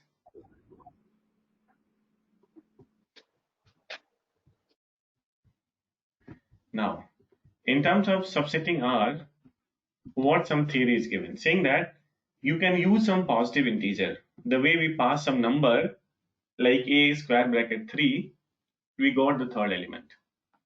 Second is saying that you can use negative integer. The moment I am passing negative integer, except those values, I am getting everything. Then saying that using the logical operators like true, false, the way we passed, and we saw that how true and false is giving you output. Then fourth is saying with nothing, the way I mentioned that a square bracket and didn't write anything. So we got all the elements. And fifth is saying with 0. The moment I'm writing a square bracket 0, again I'm not getting anything. Got it? So these are the 5 logic that we need to understand. Then in which case, what kind of output comes.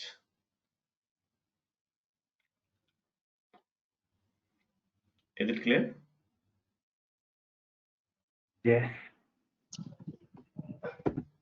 Perfect. Yes.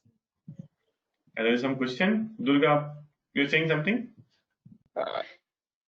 Can you repeat it once? I didn't get that. Now I'm saying using positive integer. That means if I'm saying a square bracket 3, so it is going to give me the third element. That is clear? Yes. Then in the second scenario, saying using negative integer. If I'm saying a square bracket minus 3, so it is giving me everything except third item. Correct. Yes. Now the third, wherein I'm saying a square bracket false, true, false. So in that case, it is giving me the second element. Yes. Yes. As we discussed in the example. Correct. Then in the fourth, I'm saying a square bracket, and inside square bracket, I'm not writing anything. So in that case, I'm getting all elements of a. Okay. Clear? Then fifth, wherein I'm saying a square bracket 0. In that case, also I'm not getting anything. It is simply saying Nothing. memory. Yeah. Clear. Got it? Clear. So these are the 5 concepts that we must know that what happened at which stage. Yeah. Clear? Clear. Yeah. Perfect. Thank you. Perfect. Now, look here, what is given. It is creating one vector x and saying x square bracket 7. What will be the output? It will be getting the 7th element. 1, 2, 3, 4, 5, 6, 7. 7th is 17th. That's what coming? Yes. Then saying x, c, 3 and 1. That means you are interested for third and first element. Your third element is written, and after that your first element is written. Yeah. Got it? Yes. Now, Yes. then you are saying that x c 3 comma 3. That means the third element you want to print twice. That is also possible. Got it? Yes.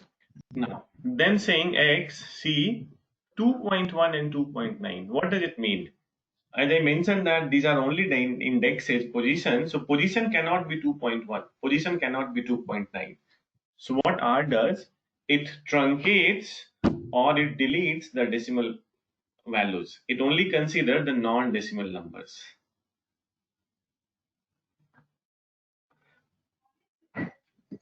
Clear? Yes. Yes. Perfect. Then we are saying x minus 8.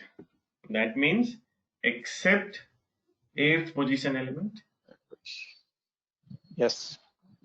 Next we are saying x minus c 2 comma 6. That means except 2nd and 6th. I want everything.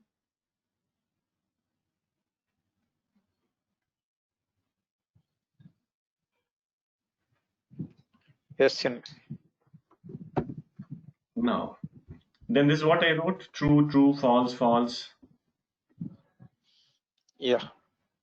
Getting it?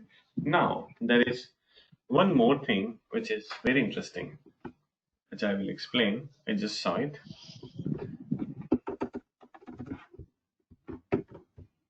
Let's say I'm creating A is equal to C, and it's going to be 3, 5, 2, 9, 8. Something I wrote.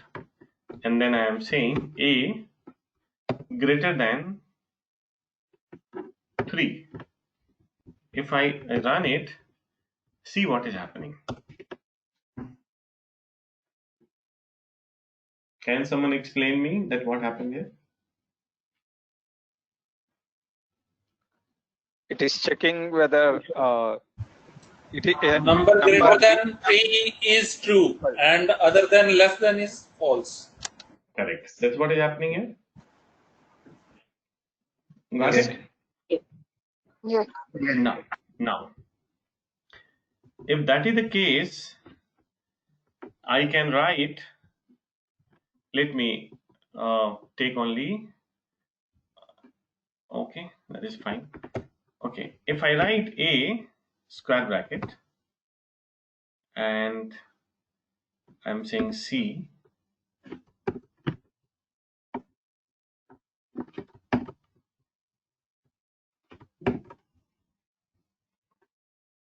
see what is happening. Oh, something is wrong. Oh, wait. Commas are missing. Oh, Commas are commas. missing. Commas.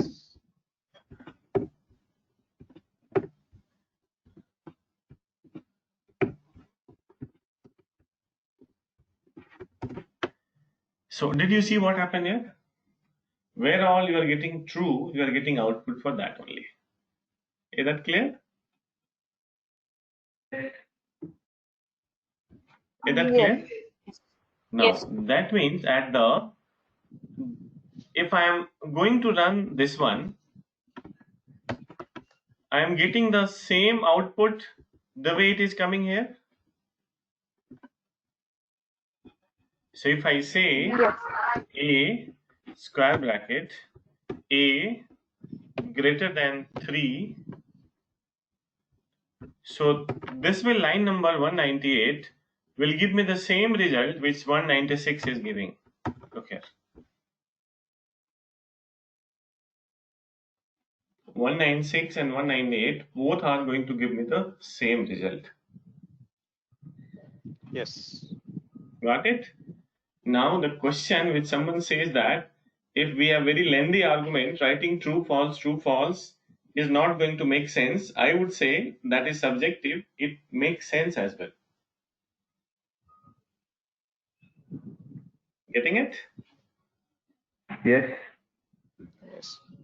Now, this is another way of doing the subsetting. I'm going back to slide. Here it's saying that x is greater than 3. Yeah, tell me. Yeah, I think what we were is if there is a long series and if you want to remove certain numbers specific, then you can figure out. Say, for example, it is a kind of a command wherein you can delete all the specific numbers and the numbers you want to retain will appear there. Is it correct? Correct. Okay. Now, that's what we applied. We are saying that on x, and be careful, people ask such question in technical round very frequently, that how can we do subsetting on the basis of certain condition. So this is called conditional subsetting. Clear? Right. Now, then the way I mentioned that if you say, what's that? Do you have any question?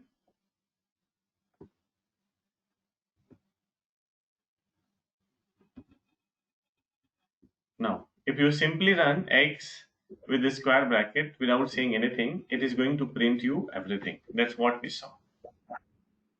Got it? If you say x0, it is not going to give anything. This is what your fifth method was, the fifth concept that we discussed. Correct? Correct. Okay. Now, from there, we are going to move on the most important part, that is called matrix and data frame in R. This is the most important part, I would say. Okay. So now we are going to create some matrix and we'll see certain behavior. Now, so for matrix, there is a function called matrix. I'm saying matrix and I'm saying sequence of number from 5 to, let's say, 16. This is going to be 9 numbers, no, 12 numbers. Yeah, 12 numbers. Okay. And then I'm saying number of row is equal to 3 and number of column is equal to 4. Let me run it. Did you see what happened? The same way we saw array also behave in the same way. But in array we pass dimension, dim, number of rows, number of columns. But in matrix, it's not dimension. We need to be specific how many rows and how many columns we want.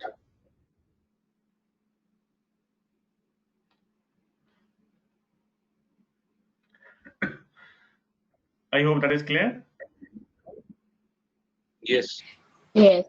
Okay. Now, you see here one thing, that if I run this sequence 5 to 16, see what is happening. It is going to generate number like 5, 6, 7, 8. And when I'm creating the matrix, look how the alignment is happening. It is number is taking from top to bottom and left to right. So you see how the filling is happening. It is going to fill first column, then going to fill second column, then going to fill third column. That is what is happening.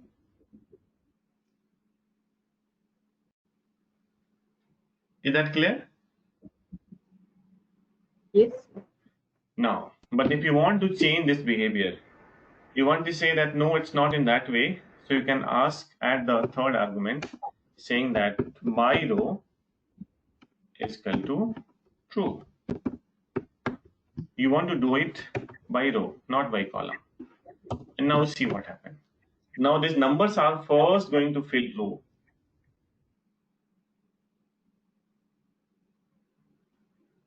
Okay, by default it is column. By default it is column. That's how the normal mathematics work. We read from top to bottom and left to right.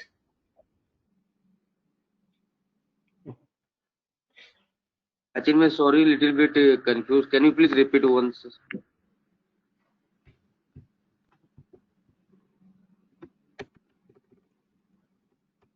If I'm running here, number of row is equal to 3, number of column is equal to 4, I am getting something coming like this. Look how numbers are following.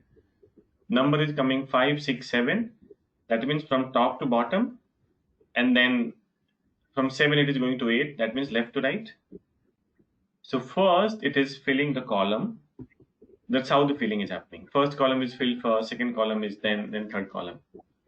If you are saying that no, you want to first fill the row, so you can say by row is equal to true. So in that case, it will be filling by row.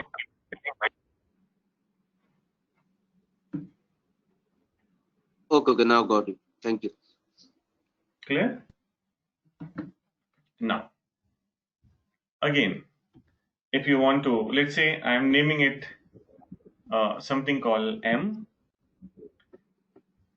because it's a matrix. I named it. If you want to call M, this is how this M is going to look like. Clear? Now, at the same time, I mentioned that here it is number, the row index, column index that is visible. I want to write some name the way we did in the previous, like column 1, column 2, column 3, something. Okay, so I'm going to make provision. So that provision I need to make before I create the matrix. So I'm saying that my columns are going to be, first let me write a row. So I'm saying my A is equal to C, and it is saying row, or at the place of row I'm saying Alex. Is the first row is information of Alex.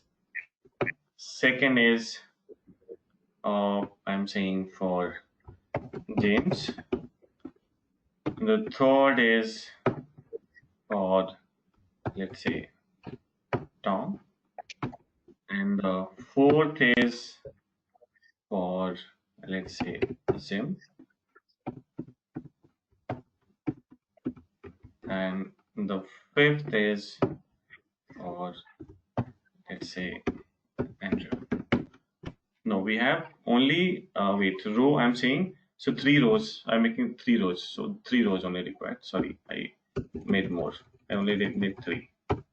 This is my row, and then I'm saying my B is going to be column. As I mentioned that I'm looking for 3 row and 4 columns, so it is going like salary, then bonus, then variable, then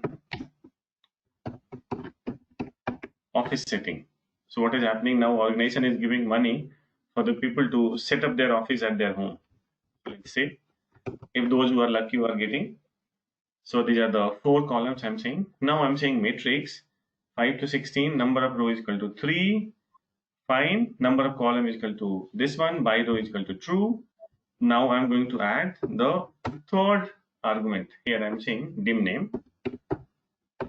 Dim names is equal to, in the dim names I'm saying list, and then I am passing your A, that is row, and B, which is your column. And I think my code is ready.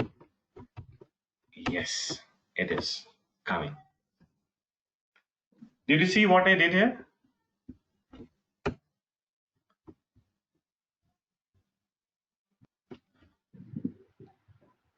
Yes. We are assigning the names for rows and columns. Correct. Earlier it was coming 1 comma 2 comma 3 comma. Now we are assigning it. We are making it a proper looking one. Clear? Yes. Now, then here also, if you are interested to find the first row and the second column, so saying M square bracket, first row and second column, what will be the value? 6. first row and the second column. 6. Yes. Got it? Similarly, if you are saying for first row and third row and the second column,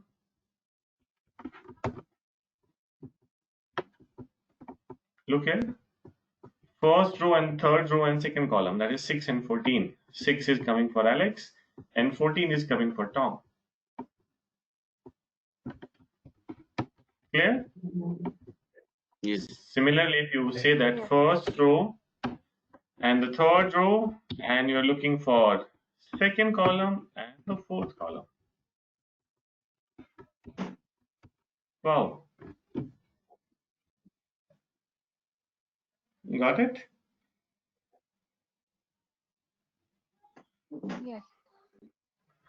Yes. Yes. Now this is something which I wanted to explain on the matrix part. Okay. Now, then we are going to talk about the matrix addition. Okay. So I will tell you that because we have some 4 or 5 minutes, so I wanted to explain one small concept. I'm saying A is equal to, and I'm saying matrix, and this matrix is like sequence from 1 to 4, and saying that number of row is equal to 2 and number of column is equal to 2. So if you do not write number of rows, n row and n col, still that work.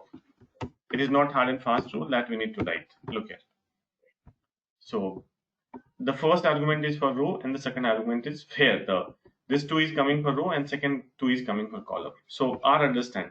It is good to write number of row and number of column the way I did in the past, but you can skip as well because now you people are expert. Now this is A, then I'm going to create B.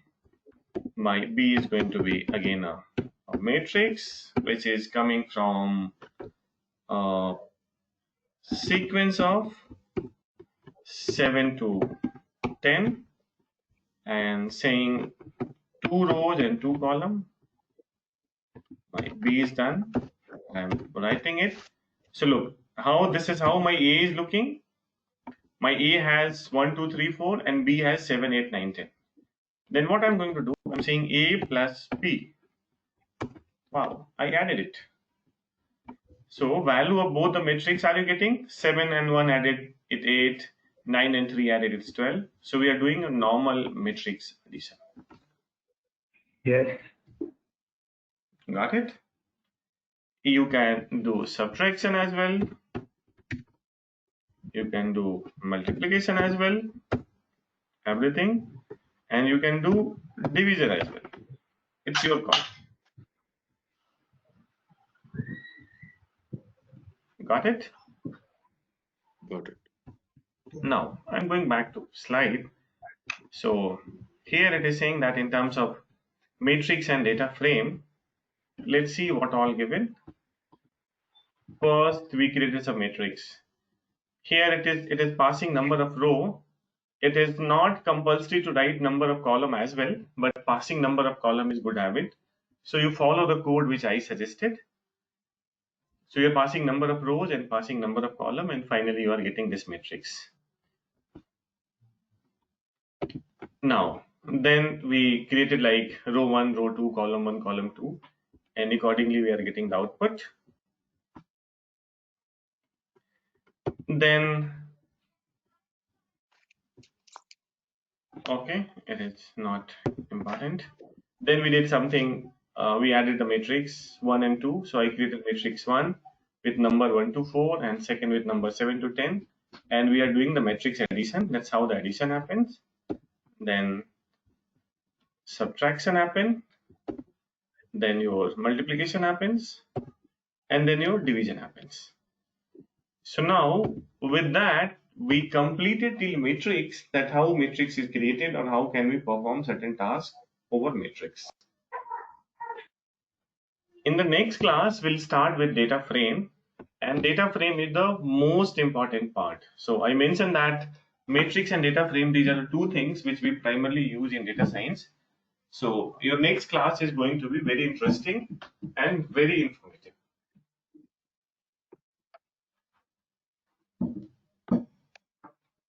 I hope that is fine. We lost you. Am I audible to others? Yes. You are audible. Yes. Okay, so I'm saying that next class is going to be very interesting and very informative as well. Fine. So do all this practice. I will help you to get the access, LMS access, and I will ensure that very soon you are going to get the recorded files. Do thorough practice, and then come to the next class. Right. Sure. Thank you. Thank you. Thank you. Thank you, sir. Thank you. Thank you so much. Thank you. Thank you so much. You're very informative. Thank you, Chinmay. Thank you.